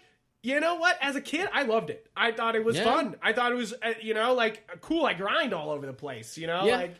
So, functional for what it is. Fine for what it is. Zero gravity, not so much. Yeah. Kind of broken. And then, what was the fucking Connect one? Free Riders. Oh, God, Free Riders. You ever wanted to skateboard with a Connect, Frank? No. Dude, Why did they make so many bad things for the Kinect? Like, because it's the Kinect. Yes, but like, even the Wii U didn't make such embarrassing shit as fucking Star Wars Dance Revolution. Nothing is more embarrassing than that. You're talking about Star Wars Kinect? Yes. Because that was more than just that. That was more than just the dancing dance. Yeah. No, not just him saying riding solo. Because that game was like a whole compilation of different genres. And it not only had that, but it had like lightsaber fights and stuff like that. Ugh. There's the Kinect. Oh, the Kinect. But I've seen literal like videos of people just like, I tried to play Sonic Free Riders and it made me sick. Like, that game would give people motion sickness. Yeah, it's so like, funny. Just like, wow, Sega. It's one of those things where I just think it makes sense for them. Like, in their producers' heads, they're like, wow, Sonic in a racing game. It's already basically a racing game, but that's not what makes it fun. Yeah. Like, that's, and Sonic. And it seems like there's this missed potential to just make another racing game with them on foot. Yeah. If you made another racing game, racing if you game made a Sonic Generations multiple level. That's what I was going to say. If it functioned with the same amount of polish as like Generations, except it was 2-player, and the point is get faster and get to the end goal before the other guy does. There's something there. Yeah, which they do have in a bunch of these games. They do have 2-player. The 2D games have a lot of 2-player racing. Yeah, they're not great. It's not great because you have to deal with the split screen, so you don't get to see some of the obstacles you're about to fucking run into. It's one of those things where you're kind of like, I wish I could play online with this or something, like something like that. and then we come to the masterpiece in this whole thing. We've talked about a lot of Sonic Hedgehog games, but there's one game that I think will always stand above the rest and forever be one of the best Sonic games, if not the best. It's Sonic Mania. I love Sonic Mania, but my caveat with it, it's weird because it's like calling a greatest hits album with some bonus tracks the best album for a band. Yes, true. It would exactly. It would be like being like Queen's best album is their greatest hits part 2, and you're like, that's fucking ridiculous. Exactly, that's the weird thing about it. But as a package, as a like, here's a Sonic game, play this Sonic game. There's no other game I want to hand to a new fan. Yeah. You know, like, as much as I would want to give them one or two, Sonic, just one or two, just the first two, I think it's almost better to give them Sonic Mania. As far as the 2D games are concerned, and I still have, like, my PS2 copy of Mega, like, Collection Plus, which is pretty much the only way I can play 3 and Knuckles, because 3 and Knuckles hasn't been made available in, like, modern stuff. Which is wild. I think I know what it is. It's been rumored for what it is. There was a speculative rumor for the longest time that they had brought on Michael Jackson as a consultant back when that game was first coming on for the music itself. Yeah. And you can kind of hear it when you listen to the music it's like, for Sonic 3. Yeah. But then that deal sort of like fell through, but they still like kept some of like the assets of like what they worked on up until that point. And people think that might be part of the reason why it's had trouble like being ported from that point forward. Because the Jackson estate steps forward for it. Yeah, impossible. They do that shit. They'll just be like, nope, that's like, our money. I think that's like one idea as to why it's not been like ported otherwise. Yeah. It's the reason why we don't get sucks a because full version of what's his movie that was at Disneyland. What was it called? It's not ELO. What was the ride he had? The Michael Jackson ride at Disneyland. I don't remember. No? Oh my god. I can't believe I'm forgetting this. But Michael Jackson had a ride it was a movie. It was a ride in a movie, and you talking about Moonwalker? Yeah. No, because George Lucas directed this, and it was not George. He produced it at least, and it's one of those like super weird. I don't remember. It's so weird, but whatever. Whatever. We're never getting a physical copy of this movie ever because the Jackson estate will forever hold it down. But the reason I bring that up is that as much as like 3 and Knuckles is still probably my favorite of like the 2D games, the 2D style games. I have and can play Mania over and over and over again. Like, you've seen me, like, post stuff on, like, Facebook and Twitter. Doing it just again. like, where I was like, doing what the it fuck? again. Got all the emeralds for this character. Did it again with this character. Got all the emeralds for this character. If you didn't know, if you guys listen to this podcast and you couldn't pick up, Deshaun is a way better gamer than me. There's certain games that maybe I can beat Deshaun in, but I haven't even beaten Sonic Mania because I got to a fucking moment where I just got frustrated and stepped away for a very long time. And Deshaun just keeps going back beating this motherfucker and getting everything done. And I would have never done that even slightly, you know? Like, I would have beaten it and been, like, fucking done, you know? Like, get good, scrub. It's true, though. You are way better than me at this. And it you shows in Sonic. You said you're on, like, the final stage. That's what Final you're stuck stage. on. That's Yeah. ironic because that's literally my favorite stage in the game. I just got frustrated. I love can't. If there's one thing in Sonic I hate, it's the water where the water's rising to fucking kill you, and It's only really in like Chemical Plant and Hydro City. Yes, and I hate that. I'm just bringing it up. I'm not Actually, saying no, Chemical Plant doesn't it's have what the stopped water me. rising, but it does have just the one water section. Yeah. Hydro City is definitely the one where like the water Keeps going up Yeah. and killing you. And you're like, fuck no. That's definitely one of the more frustrating things. But Mania's version of that stage is a lot easier than it was in Sonic 3. Yeah, definitely. So I mean, there's some other weird spin-offs here. You know, you have Dr. Robotnik's Mean Bean Machine, which is basically Puyo Puyo. but it's good. Yeah. I played it recently on the Sega Genesis that's on Switch. They have the Sega Genesis collection for like $20. You get fucking 30 Genesis games. It's basically just like, you like Puyo Puyo? Would you like it with a Sonic skin? Yeah. There you go. Have Yeah. fun. But I do want to stick to Mania for a sec. Okay. Just because it is an interesting one. It is an interesting Because one. most of it is compiled from old stages from the other games, most of the 2D ones. But what helps it stand out is that Zone 1 tends to be more or less what it was in the original game with like the added Mania elements. But Act 2 for each stage is where it sort of becomes like a remix. Yeah. And that's when they start to change things up. Not only the music, but just like stage gimmicks. And they're able to conform those gimmicks to make it work. Like one of the stages in Mania is from Sonic CD. Yeah. And boy, does it play a lot better on Mania than it does on CD, because CD's True a damn enough. mess. Yeah, true enough. But there also is original stages. And the original stages made for that game are fantastic. Yeah. It just makes me want a sequel with just entirely original stages. Yeah, and that's really it. Is that, like, I need a Sonic Mania 2, and it needs to be all original. Like, Or I not don't all original, at least like the ratio be mostly original. mostly original. And the thing is, that's a pre-order for me. That's a day one. That's it. That no question. Yeah, that was the one where like Tyson Hess was involved because he was already like a big fan artist, and Yeah. it was made by fans more or less. So this is a weird moment, you know. Like, and I'll compare this to Star Wars. Is that Sonic has gotten so big, like Star Wars, where they starting to hand the reins over to not the original creators or the original people who are working on it, or even the people who are at the company. They're handing the rails over to people who love it. Yeah. You know, like not just like your big super fans, but these people who like live and breathe Sonic. And then like these guys who worked on Mania, and it shows. I feel like Mania breathes love, you know? Like, it just feels like they spent time on this thing. Instead of, like, a bunch of the Sonic games, which we've already stated, it feels like they rushed them out. Like, a bunch of Sonic games, they are a huge culprit of just being like, take it.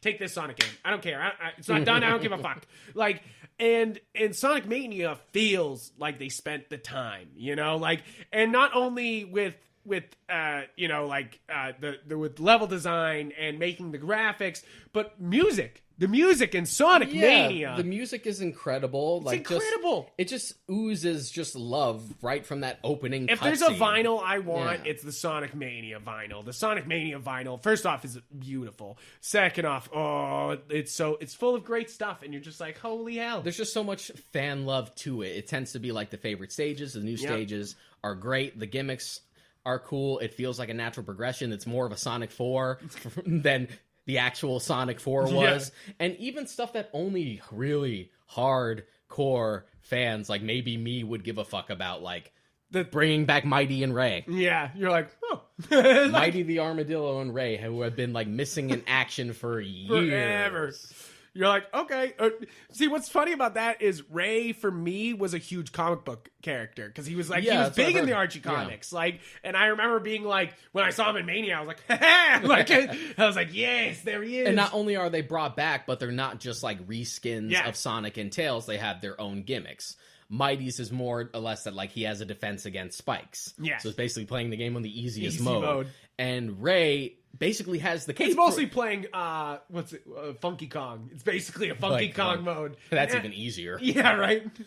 And then Ray is basically Mario from Super Mario World with the cape. Like it's the exact same like mechanic and function. Yeah. Which, if you know how to do it properly, can really break that game. Yeah, it's definitely just broken. Yeah. So let's take a step away from the games. We've kind of talked about the shows a bit, and we talked about the comics. So we got to talk about the elephant in the room. We got to talk about Sonic the Hedgehog, the movie. We're talking about last year's, or this year's. Is it this year? It's this year. Fuck me. It's just been a long year, It's been a long year. Is Sonic the Hedgehog with Ben Schwartz, Jim Carrey, and James Marsden. So I watched this yesterday, and Deshaun's been telling me, you have to watch that by yourself. I'm not fucking watching that with you. Now, I want you to give your opinions on this movie a little bit first before I go into it, because I have fresher feelings. So, like, you actually have a controlled feeling about this, and mine might be a little bit more wild. Because I've already let it sit and simmer. Yeah, you let it sit and simmer. Really, really don't like this movie. So, here's the thing. Before, I'll preface it with, I think this movie has good parts, but it has that's it. Good parts. Like, okay, go on. Sorry, I just wanted to make sure so that way people don't know I hate it. Also, the thing. At the start, when the movie was even announced, like I was already down on it because the track record for video game movies is bad, garbage. And then you put Jeff Fowler as the director, which has only directed bad movies up until this point. Yes. And First off, he hadn't directed. The only thing he had was Go for Broke. Yeah. And he's a writer on. It was just one of those things where you were kind of like, why did we choose this random ass dude for this? You're kind of like, wait, what? Because ultimately they don't care. They wanted to just They wanted to make something easy and profitable. Yeah, and that's exactly what this movie is, and it annoys me. From the start when it was announced to when they pretty much announced what the synopsis was, just like Sonic in the real world with the cop best friend. I'm like, okay, so we're doing the same shtick that we do with animated characters, like we did with the Smurfs. That's what we're doing. We're doing the Smurfs movie we're again. gonna do Alvin and Chipmunks. We're gonna do Smurfs. So we can do just some generic family film that just happens to have a character you recognize or a property you recognize. So that's supposed to be better. No, I refuse to accept it. Then the initial trailer came out. We had the original bad design. Yeah, which was awful. Looked terrible. Then they announced that they were going to be redesigning it, and then everyone got on board. Which, to be fair, I almost am morbidly curious at this point about how much worse it was beforehand. Because # release the Nightmare Fuel cut. Yeah, the Nightmare Fuel cut. Because you can tell that somebody stepped in with love. And that person was Tyson Hesse. And you can see it because there's little moments in this movie where you're like, that's Sonic. That's Sonic. That's Sonic. But not the total of it being Sonic. And that's the problem. You can tell that he was literally maybe the only one there involved with the film's production. And it's just do you guys... Do any of you know Sonic? Any of you guys know Sonic? Can we sprinkle a little Sonic in this fucking Sonic movie? And usually, so that's usually a problem. Is my Godzilla movie doesn't have any Godzilla in it. My Sonic movie doesn't have real Sonic. Sonic is in this movie the whole time. He's just not Sonic. Yeah. Okay, so basically, the way I feel about this is Ben Schwartz and Jim Carrey both deserve a way better Sonic movie. They are fantastic. I actually love Ben Schwartz. I want Ben Schwartz to voice him everywhere. Put him in the games. Put him in the shows. I don't give a fuck. I want Ben Schwartz everywhere. He's so fucking good. I already love Ben Schwartz enough. When he was first announced, that was my first thing. I was okay, we get... This movie is still going to suck. I guarantee it. But John Ralphio as Sonic sounds amazing. Yeah, but that's a good choice. And to be honest, even though I don't care for a lot of the characterization of Sonic in here, because he's kind of insecure. Yeah, which is weird, because that's not Sonic, you know? Sonic's always had the confidence. He's just kind of insecure and pop culture-y. Yeah. And just generic pop culture, which makes the film super inconsistent. Yeah. Because he knows all these pop culture references, but then he doesn't know some other modern stuff. Yeah. You're just wait, if you knew about A, then you would know about B. Yeah, it's true. They're he's an alien, but he knows what Keanu Reeves and Speed is. Yeah, so the characterization is ultimately off for me. But as far as the voice and delivery is concerned, it honestly feels more like Sonic to me than Roger Craig Smith, who's been voicing him for years. Exactly. I feel the same way. I think Ben Schwartz is so fucking good in this. Yeah. And there is moments where I was genuinely laughing in this movie, where Ben Schwartz tickled me fucking silly as Sonic. Number one is the bag scene. I think I laughed completely out loud with him by the elevator and him in the bag, and they're like, is that a small child in there? They're like, oh, he's not mine. I don't know why. That whole scene kills me, and I was dying and laughing, and there's lots of real, okay, so I'm starting to get the anger, and I don't want to get the anger, but I have the anger too. I've just come to terms with it. Yeah, okay. And, before I go even further into anger, though, Jim Carrey is first off, this is one of Jim Carrey's absolute best performances he's had since the 90s. This is Liar grade. This is because he's Ace Ventura grade. It's really just because he's going full ham for the first time in a long time. Yeah. And you know what? It's great. Yeah. It's what I want. It's be fair, it's basically him doing the Riddler, but I don't care. I don't care. It's just fucking awesome. I feel the same way about his Robotnik / Eggman that I do about his Riddler. Where it's just it's fun because I love Jim Carrey doing his thing, and he hasn't done his thing in a while. As far as whether it's actually Edward Nygma or actually Dr. Robotnik... Okay, to be fair, though, it feels Robotnik-ish. He's a dick, he's mean to everybody but his robots, he's smart. he's eccentric. I dig it. The only thing you don't have is he's not fat, which is not always the case with Robotnik. So I give him some leeway there, you know. But it's more Jim Carrey than it actually is Robotnik. It's more, to me, it's just like the Riddler, where it's more broad strokes than anything. Yeah. But I forgive it because Robotnik also has like differing interpretations and like versions and like characterizations. Exactly. So I'm a little softer on it. And the thing so the part I'm angry about is why the fuck is there a buddy cop film in my Sonic movie? Don't just do the Sonic movie. Just for some education for our listeners, Frank hates the buddy cop genre. I hate it. So there's certain movies that they do it. It works, but most of the time it's just a waste of my fucking time, you know? It's just a useless plot device. And here, it's like there's so many moments where this movie feels like a Sonic movie, where you're like, wow, this is just Sonic doing Sonic-like things. Like, there's moments where you go, holy shit, that's cool. And then there's other moments where you're just like, can this stop? Yeah. And I would say it's the first 15 minutes. The first 15 minutes of this movie can suck my dick. Sure, the beginning scenes are cool.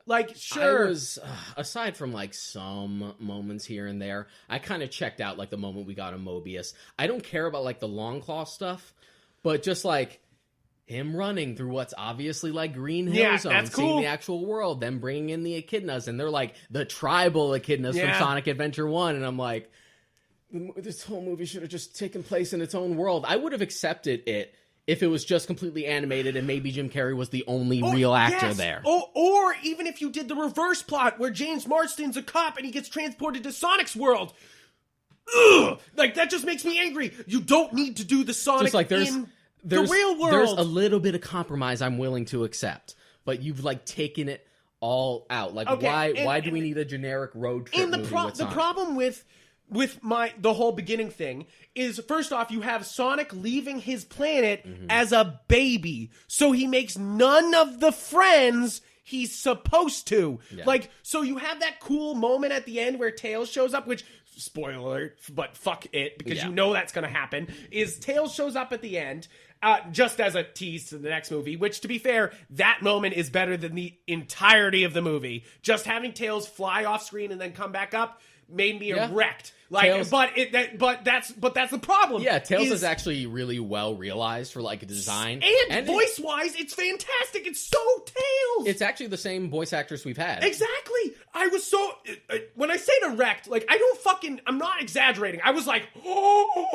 because it was the same voice that came out of him, and he looked so good, and he jumped off, and I was like, okay, this just makes me angrier. I was angry before because everything, and then you go to that and you're like, so that was fucking incredible, where was that, you know? That's just okay. So the more things that make me angry. So we have a buddy cop film, but we want to stop involving the real stop. I don't need it's a trend in these comic book movies. They think we're as an American audience, we can't just be jumped into these worlds. And that's the thing, it's not even a comic book movie. Yeah. But what I was going to bring up... No, it is, it's funny. but it is, it's but funny it's that not. you bring that up, is because I was actually going to bring up my problem with this movie, is that it reeks of, old comic book movies we used to do. Yeah, it really does, where it's we can't trust it to be in the comic book, the world. We're afraid for it to be what it actually is. Yes, and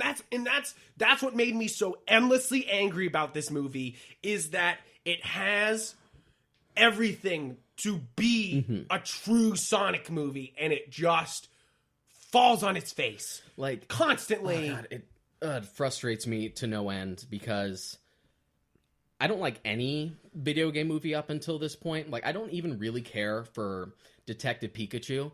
But even Detective Pikachu had some reverence for the property that it was adapting. Exactly. And that's the problem here, is that you have some love for Sonic in the redesign. You can tell that after the movie was done, is it Tyson? Tyson Hesse. Tyson Hesse gets his hands on it. That's when the love Yeah, comes it's in. actually a but really- before that, there's no love. Yeah, it's a really good translation. Like, he's furry, he doesn't stick out, they kept, like, the expressive eyes, they didn't do, like, the uni-eye-like design, because that only really works in, like, 2D animation. Exactly. So they had, like, the bridge of his nose have, like, some white fur to sort of, like, wink at that. It's a really good translation. And everyone started to give the movie a pass just because Sonic was redesigned. Look good. But what I And kept... Jim Carrey's good. Like, people are giving... I will say it. People are giving this movie a pass for the same reasons why it makes me angry, is that Ben Schwartz and Jim Carrey are fantastic. And now Sonic looks like Sonic. Yes. Which, sure, for bare minimum, that's cool. But my thing about that But initial that's bare trailer, minimum. which I kept trying to tell people, is just like, guys... That's a shit movie behind guys, that. The Sonic design was just the most distractingly bad part about that trailer. It made you forget about all the other shit. parts. The fact that this is a stupid road trip buddy cop movie. That's the bigger problem. Okay. And changing so, the design, it's the same exact thing, except now Sonic looks like Sonic. I would have bought that they're on a road trip movie, but so if you start off with Green Hills, like, because they do that. They go, hey, we're in Green Hills. That's where Sonic is. He's hanging out with James Marsden in Green Hills. Mm-hmm. Do the other fucking areas, you know? Like, do them as side little things, you know? Like, they start to reach toward it where they're like, okay, we're going to get Robotnik to attack him with a robot.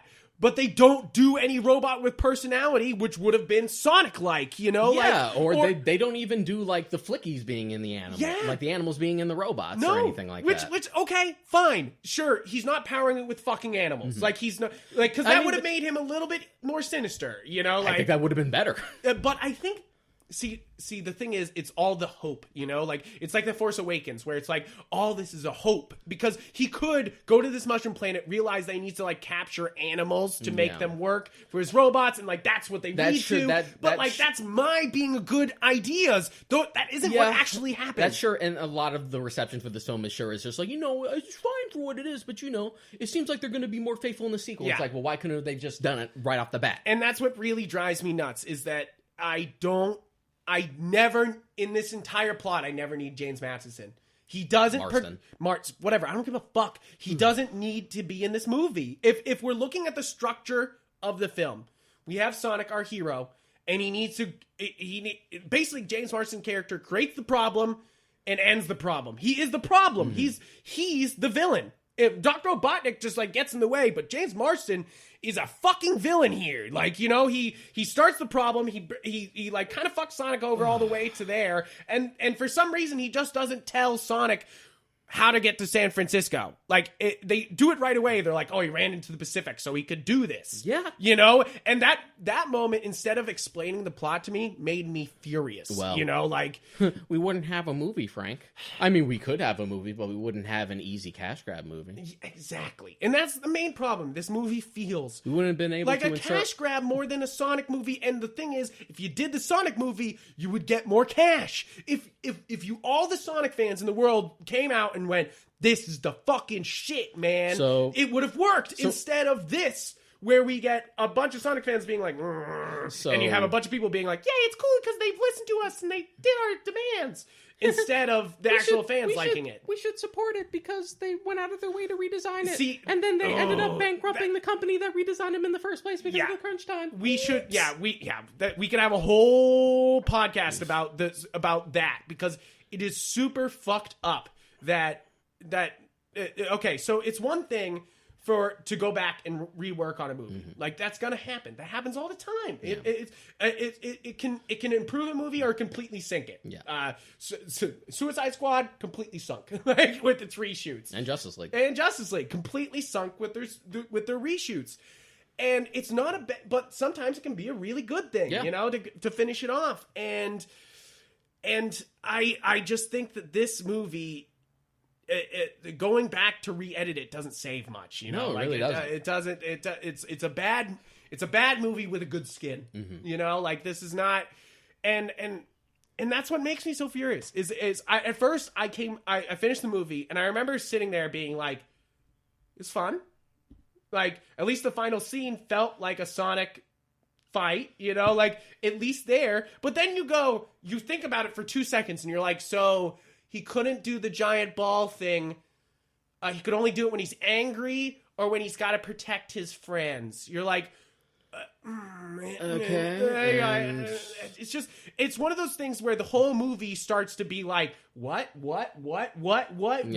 you know, like. What are you trying to say, Frank? Are you telling me that the first things that you think of with Sonic the Hedgehog aren't Olive Garden and Zillow? I know. Are you telling me those aren't the first two things you associate with Sonic? Yeah, the Olive Garden joke doesn't even land. That's my problem with it. It feels like a Transformers joke where they say like a joke about a car brand, and as a car guy, I'm like, okay, you know, like, and as a guy who never eats at Olive Garden because you shouldn't eat at Olive Garden, people, unless you get the breadsticks. The breadsticks are great, but everything else is garbage. And microwave food, like, you should not get Olive Garden. I mean, so is Taco Bell, but don't let the millennials know. Don't let them know. Hey, it's cheap. we know what we're getting into. It's cheap. At least, never mind. But the funny thing about the Olive Garden like product placement is that because they held the film back to reshoot it, that deal that they kept talking about is no longer a thing. Yeah, you're just like, So it's like, oh wow, so there's even less of a reason for this to be here. Yeah, it's so frustrating. It's not. That's the thing. I'm tired. I'm just so tired of this shit with video game movies. Yeah, they're doing the same thing to my beloved fucking Monster Hunter, and I'm already boycotting that movie. Sorry, Mia Djokovic, I fucking love you, but you can't save a movie that doesn't take you to the actual Monster Hunter world. You don't want Monster Hunter to be an isekai? Yes, that's it. I don't need an isekai Monster Hunter. Just put me in the world and do it. Yeah. Like, that's my problem, is that they just are like, oh, let's... And the same thing could be said for fucking Jumanji, is that instead of doing like, hey, let's go inside the game and do it a cool, like, inside the game thing, they're like, it's isekai the Jumanji. Yeah, but even at that point, at least, like, those Jumanji movies are, like, disposable fun for what they are. Like, I don't hate those. They're fine. They're fine. My thing about, like, the Jumanji thing is that the fun of it was, like, the board game leaking into the real world and how it interacts with that. When you have the entire thing just take place into it, just kind of It's just a jungle movie. Yeah, it just kind of cheapens the idea. Yeah, it's a jungle video game movie, which is kind of like...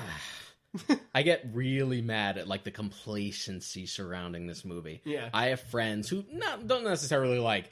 die on the hill or like defend it to their last breath, but they're just I've heard it. I had several friends when I said I was going to watch this movie tell me they're like, actually, I really do like this movie, and I'm like, and I went in being like, hey, I could possibly be surprised by this movie, and I was. There is moments where I was like, haha, Ben Schwartz is so funny, Jim Carrey so fucking funny, everything else, and Sonic himself by himself. When he's just doing Sonic things, is so good. The bar scene made me, like, it was so good. It was like, I was like, okay, we're getting to some Sonic action now. And then they're just like, let's do that one more time and never touch that again. The most you get is just like little samples. Little samples. Tastes. And again, the complacency just makes me so goddamn mad. Yeah. Because most of my friends are just kind of middling on it. They're just like, I liked it for what it is. I mean, it's fun, but what I take real umbrage with it is just like, well... it's a step in the right direction. We need this to get to this. It's kind of like comic book movies. I'm like, but no. This is not a milestone. No. This is not a stepping stone. This is a fucking pebble. Yeah, this is not your Spider-Man 1 or 2. This isn't what this is. This isn't even Superman 78. No. This isn't Superman the movie. No. This is fucking Dolph Lundgren Punisher. Which, like, and that's really it. Video game movies and comic book movies is we had moments with comic book movies where they took the step from being like just a cash grab to being like, this is a serious fucking movie and we're doing it serious. Yeah. Like, and then that's exactly what's happening with video game movies, is that they're not being taken seriously and they're just cash grabs. And even then, like, which I get it. It's direction a big brand of this already. film, the aesthetic, it just came out this year and it already feels like it's going to be dated in 2 years. It is already dated. I watched it already. It's dated. And also, where is my... I know this sounds stupid, but like, where's my neon with my Sonic? Like, where is like the flashing lights? Yeah, where's the sparkle? No, it has to just be a generic road trip movie and look like nothing. Even beyond that, but even if they were doing a road trip, why didn't we go to Vegas? But even why beyond did we that, not go to... even beyond that, like, I don't like Robotnik's outfit in this movie until you get to the end. Yeah, and the funny part is that's the image they showed off for the movie. When they were showing off Dr. Robotnik, I remember them showing off that end frame and being like... with the goggles they're like, and the hey, big look, mustache. we got Robotnik. And that even makes me angrier But that stupid, because it's, again... the stupid realistic mustache with the long coat and just, the goggles. It just reminds me of the fucking leather costumes from the first 3 X-Men movies. Yeah, a little bit. Yeah, a little bit. And even then, it sort of feels like that sort of trepidatious sort of adaptation of a property. But even then, those original X-Men movies knew what X-Men was. Yes, exactly. And I think that's the main problem here is that Ben Schwartz and Jim Carrey get it, and a couple other people get it, but not Jeff Fowler. And also the fact that Robotnik's robots are just stupid drones and generic robots, but they're white and they're kind of egg shaped because Eggman guys. I'm like, no, it's not enough. It's not enough, and you're not going to make it. Not enough. And you're not going to make it any better by the promise of something better with him being trapped in the mushroom world. I know, and that really frustrates me because one of my favorite things about Robotnik is he makes robots that are fun and ridiculous and fun to play against, and here we just get the first boss in the first Sonic game and then we get some weird, I think that the highway thing is supposed to emulate something from Sonic 4, but I'm not sure. It seems so there's moments that they could have taken from games. You could have, not once does Sonic grind, first off, which I know that's a weird offshoot of things, but you could have had him, as he's running down the entirety of the building, grind on the side. The grinding mechanic is just part of that franchise now. Exactly, and that's what I'm saying. It's annoying because it's much like a comic book movie, there's so much source material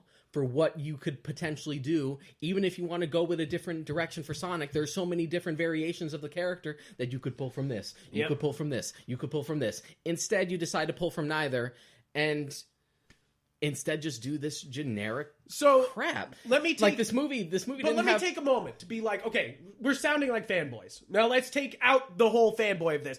I don't even hold on, I'm going back in time. Blah, blah, blah. I don't even like Sonic right now. Let me watch this Sonic movie. What the fuck is this movie? No one, if you don't like Sonic, you will not like this movie. There's nothing to like if you don't like Sonic. And that's the problem with the movie. If you make the movie and then you take out the main ingredient and it still doesn't work, it's not a good fucking movie. This movie didn't have a script. No. This movie was a focus chart made into a movie. And it makes me sad. It literally, not many movies make me sad with disappointment. Yeah, you can, but almost every beat of this, you can just pick apart the focus group meetings. It's just we have to have this. Sonic has to floss because the kids were like that. We gotta have some product placement. I was fine with the one floss. The second floss is where it got me, where I was like, do we have to do it again? Mm-hmm. Sonic knows many other dance moves, guys. And it's funny because you can see trailers of that exact same dance on the road when he first defeats the robot, and it's a different dance. Yeah, it was a last minute change. It's the kids will like this. You're like, I do it once, but don't do it multiple times. But to be fair, okay, so if I take all my fanboying away, and I'm still looking at it as this is a bad movie. As a kid, if I was going in as a kid, and I had played a Sonic game or two, and then I watched this movie, as a kid, I would love this movie. As a kid, I would probably like this. The same way as I like Batman and Robin as a kid, even though it's a bad movie, I would compare it more to, I would like it in the same sense that I liked, the Mortal Kombat movie growing up. Yes, where it's not good, but you're like, haha, Mortal Kombat, bitch. Yeah. Exactly. And it feels that way, where it's sure, this is not a good movie, but Sonic, and that's But again, really if you take away Sonic, what does this movie have? I remember seeing a video for it that Team 4-Star put out. Yeah. That was just imagine if it was a bigger character that you like. Imagine if it was The Flash or Spider-Man. Would you want to watch a Spider-Man movie where he's on a road trip for the entire time? And it doesn't really in a car. Yeah, he's just in a car for most of it. with like a generic like cop buddy, and they're talking about small things, and they only save like the web slinging stuff for like the last like act.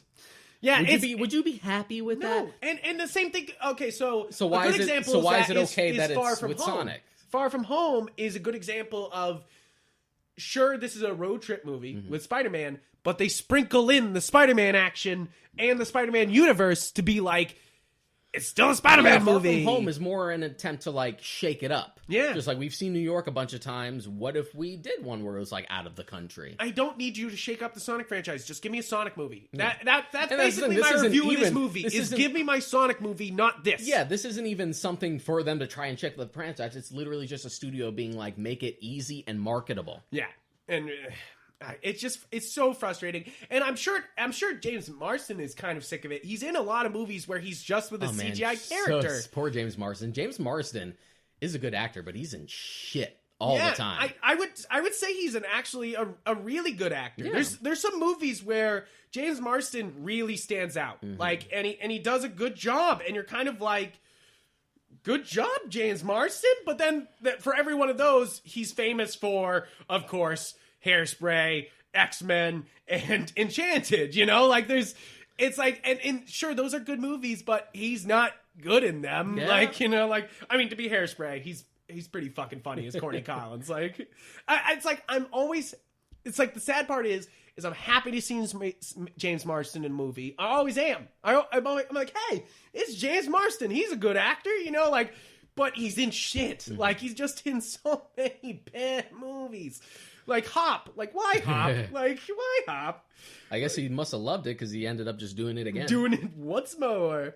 But I really do think, and that's the thing is, if they had put a lesser actor into this role, I would have even hated this movie more. Yeah. But at least they helped me by putting James Marsden in.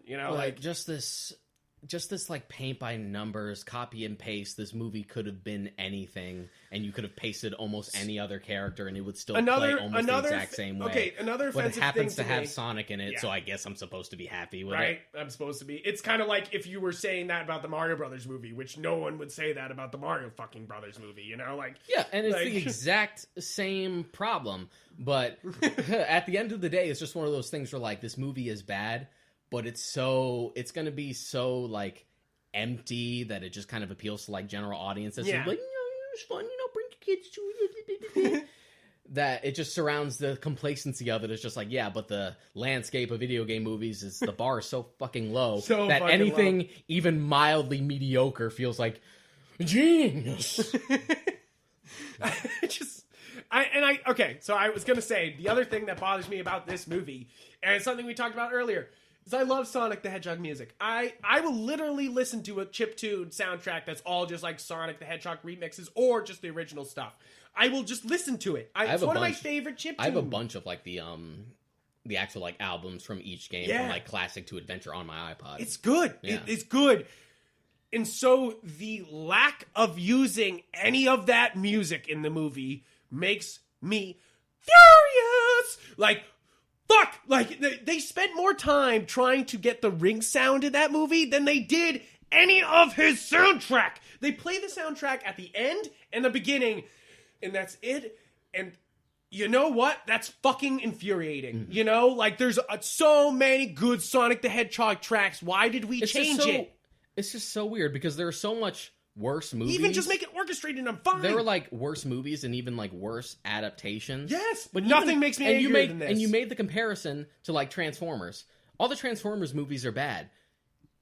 Even they seem to like understand the properties that they're adapting more than this does. And even though Transformers didn't have like the Transformers theme, even that at least had like a really good orchestral soundtrack. Yeah, it's like, and you got to give it to Transformers 1 and 2. They did have a bitchin' soundtrack of their own, and they brought Peter Cullen to voice them. Yeah, exactly. It's like so to voice basically, Prime, so it's just like.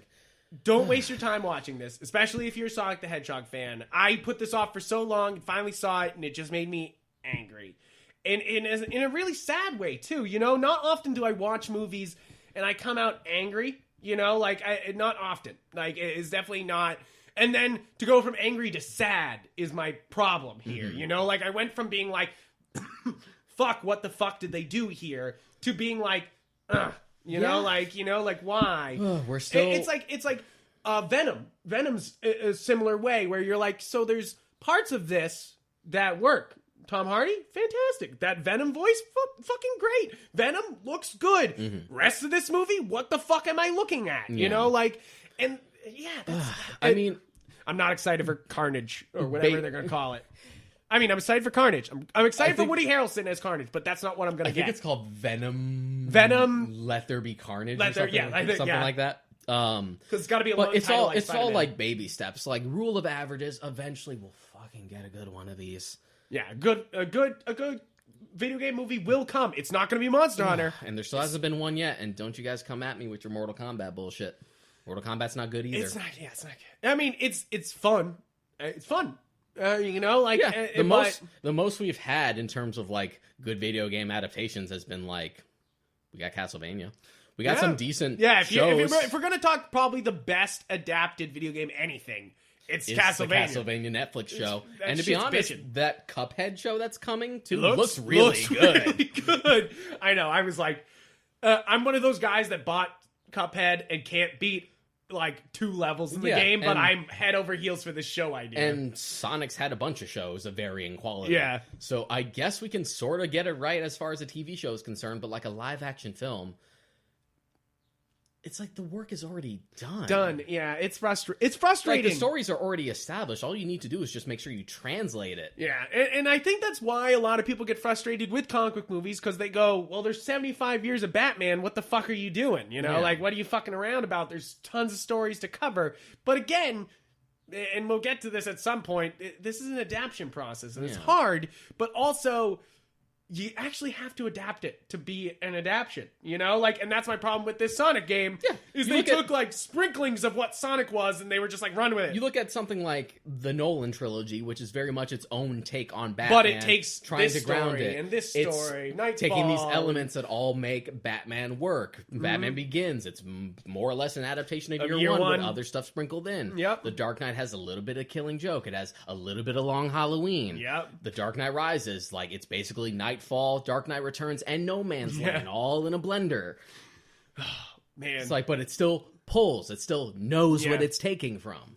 And I think another travesty is we didn't even mention emeralds in this fucking movie at all. Like, at all. Nope. The main power source used in every Sonic game. Yeah.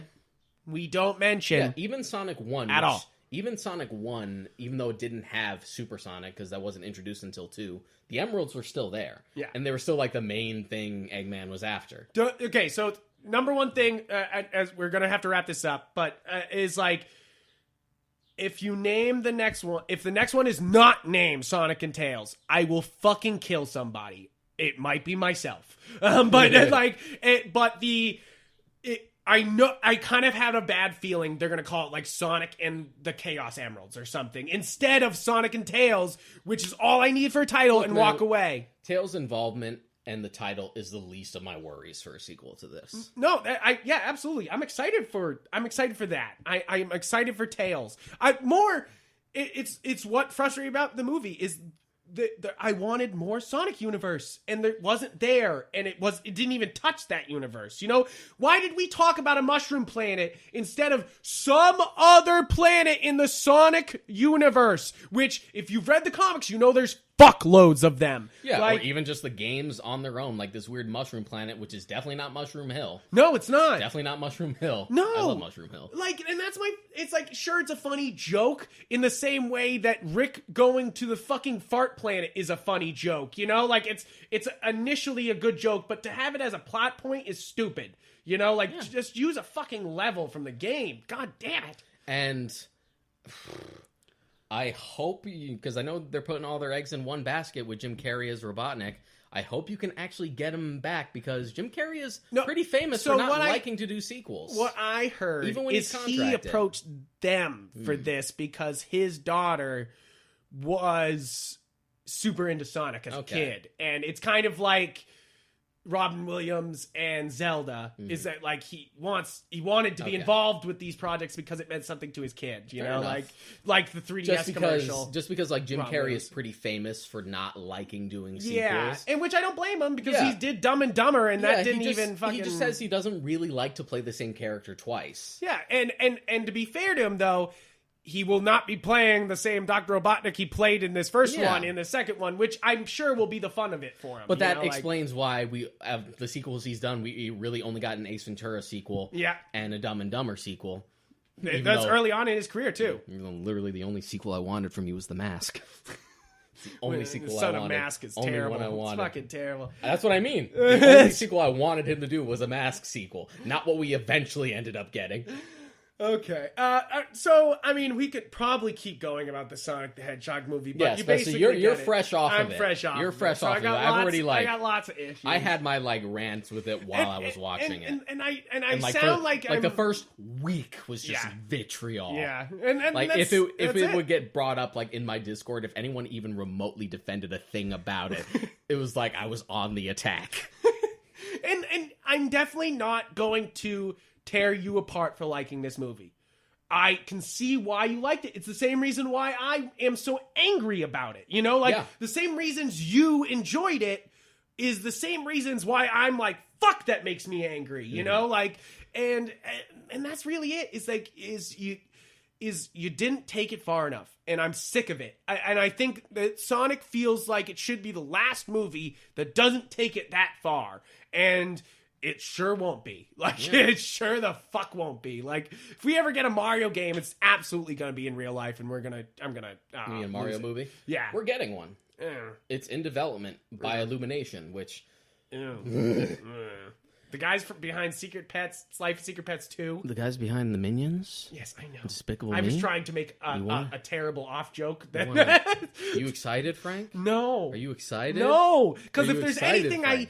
I know we don't talk about hating things a lot in this podcast because we like to keep it positive, but I fucking hate the Minions.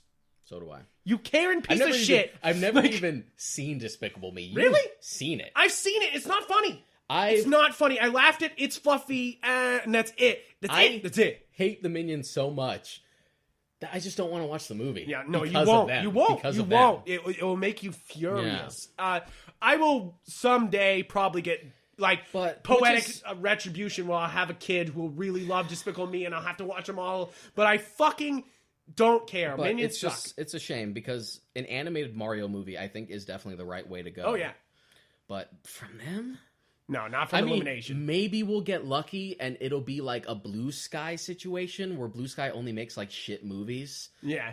But then they did the Peanuts movie, and it was like, whoa. But then there were like people who like really loved and cared about the Peanuts, so it was actually good. Maybe we'll have that situation. But we can all hope that there'll be more producers than actual like, let's put our hands in this, you know, like. But we'll see because they're gonna put a lot of fucking money into this movie. It's the same. I mean, it's smart to do this because we're coming out with Super Nintendo Land coming soon at all the Universal parks, and if they don't have a movie attached, Universal's going to be like, fuck! I think that was actually part of the deal. Yeah. Of just, like, getting, like, the theme parks was them being able to, like, produce a movie movies based on the property. You know what? I'm super excited for Super Nintendo Land. I really am. I'm trying to give it the benefit of the doubt because the reason we haven't gotten any like adaptations of Nintendo properties from this point forward, aside from like Detective Pikachu, but that's not owned by Nintendo. That's owned by the Game Pokemon Freak and company. Pokemon Company. Yeah, is because of Nintendo's like hatred for the live action Super Mario Brothers movie. That's why there hasn't been like anything up until now. So hopefully we're at the point where you're just like, okay, we trust. We trust it. Because it's one of those things where if Nintendo opens up, they can make... It could be a Marvel situation, you know, where they go from being like this successful when they sold off their properties. Marvel was not successful, but Nintendo could go from a successful company to a Disney-like brand, you know, if they sell these properties right and do the right movies. But like they said, they got burned before. You know, we just got to get there. Yeah, I keep saying it, but I feel like the first video game movie will be sort of like an Iron Man situation, where it's just like, whoa, that's too good of a team like, working on that. There was good comic book movies before that, but I think it's going to be a situation like that where it's going to come from an unexpected property. Yeah. It's going to come from like something C tier or D tier. Yeah. And that'll be the one they nail it. And then we'll start to get for the bigger properties and be able to nail those. I'll give it to Netflix. I have some hope. You know, like with the Castlevania things, and then they're trying to grab other video game properties right now with their grabs. The same producer behind Castlevania is developing a Devil May Cry show. Which, like, we've already had a Devil May Cry anime show. It's okay. It's all right. It's all right. You know, like, but it could be fucking legit as fuck. Yeah. Like, which is what the Castlevania show is. Yeah, legit as fuck. exactly. And we could continue great things like this, but we need the hands. I think to like sum it up, I love Sonic and I just want something more out of it. But to be honest, every Sonic honest, fan. I'm a Sonic fan, so I'm used to taking the L. Yeah, I would say that's the Sonic fan. We're so used to taking the L at this point that we'll take anything, you know? Like, we're just like, hey, and I think that's why there's so many people being like, Sonic the Hedgehog movie, yeah, because we're so used to the L that you're like, hey, yeah, some sort of win, and you're like, It's watchable. Yeah, it's watchable. You're I love it. And that's, I would say it's watchable. That's a good way to put it. I think that's pretty much it. So thank you guys. This has been kind of an epic episode. We've kind of gone through it's a really long episode, over 2 hours, and it's definitely one of the ones we cover such a big, gigantic topic as this. Yeah. Because I'm sure most people will see this and be like, Sonic the Hedgehog, oh, they're going to cover the movie. But I feel like we covered a bit here. We covered some big things. Oh, what I played recently that I'd never played before Sonic-wise. Played Sonic Pinball for the first time on the Sega Genesis collection. Spinball. Sonic Spinball. It's fun. A good time. Yeah, like I was like, hey, it's Pinball. It's Sonic. Like, you get a little bit of control over Sonic, so it adds this little like. Yeah, I never had that on Genesis, but I played it through the collection. Yeah, and the collection works. On Switch, the frame rate's a little funky. You could play better emulated versions of all the Genesis collection. Oh, but Switch, you're so weak. you're so weak. Well, technical wise, just from a specs game perspective. library wise, we got something else going on. But guys, thank you for tuning in. I'm absolutely gonna play a Sonic game later. I don't know about you. Like all this talk of Sonic. Maybe I'll help you beat Mania. Yeah, we'll have to play a Sonic game. Thank you guys for tuning in. Please check out our website, galaxyofgeek.com. Please subscribe, follow, comment, whatever you're going to do to the podcast. We're everywhere. Anywhere you consume podcasts, you can download the Warp Shelf.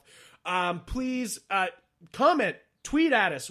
I'm Yep Frank on Twitter. And I'm Modcroc on Twitter. And we want to talk about Sonic with you guys. Like, please, if you were like, no, the Sonic movie is a work of art, I want to hear it. I want to fucking talk to you about it. Like, say it. I just want to talk. I just want to talk. Because, I mean, I have fun on Twitter. I don't know if you see me, but like on there, if you follow me, I'll occasionally get into a few fights with people over things. Like, just this past day, I got in a fight with being like, some guy said Phantom of the Menace was the best of the prequels, and you just can't say that shit. Yeah. But I love that type of stuff. I love talking about these things. And please, obviously, we have this podcast. We love talking about this stuff. So please reach out to us. Let's talk about this stuff, and keep tuning in next week. Yep. Adios.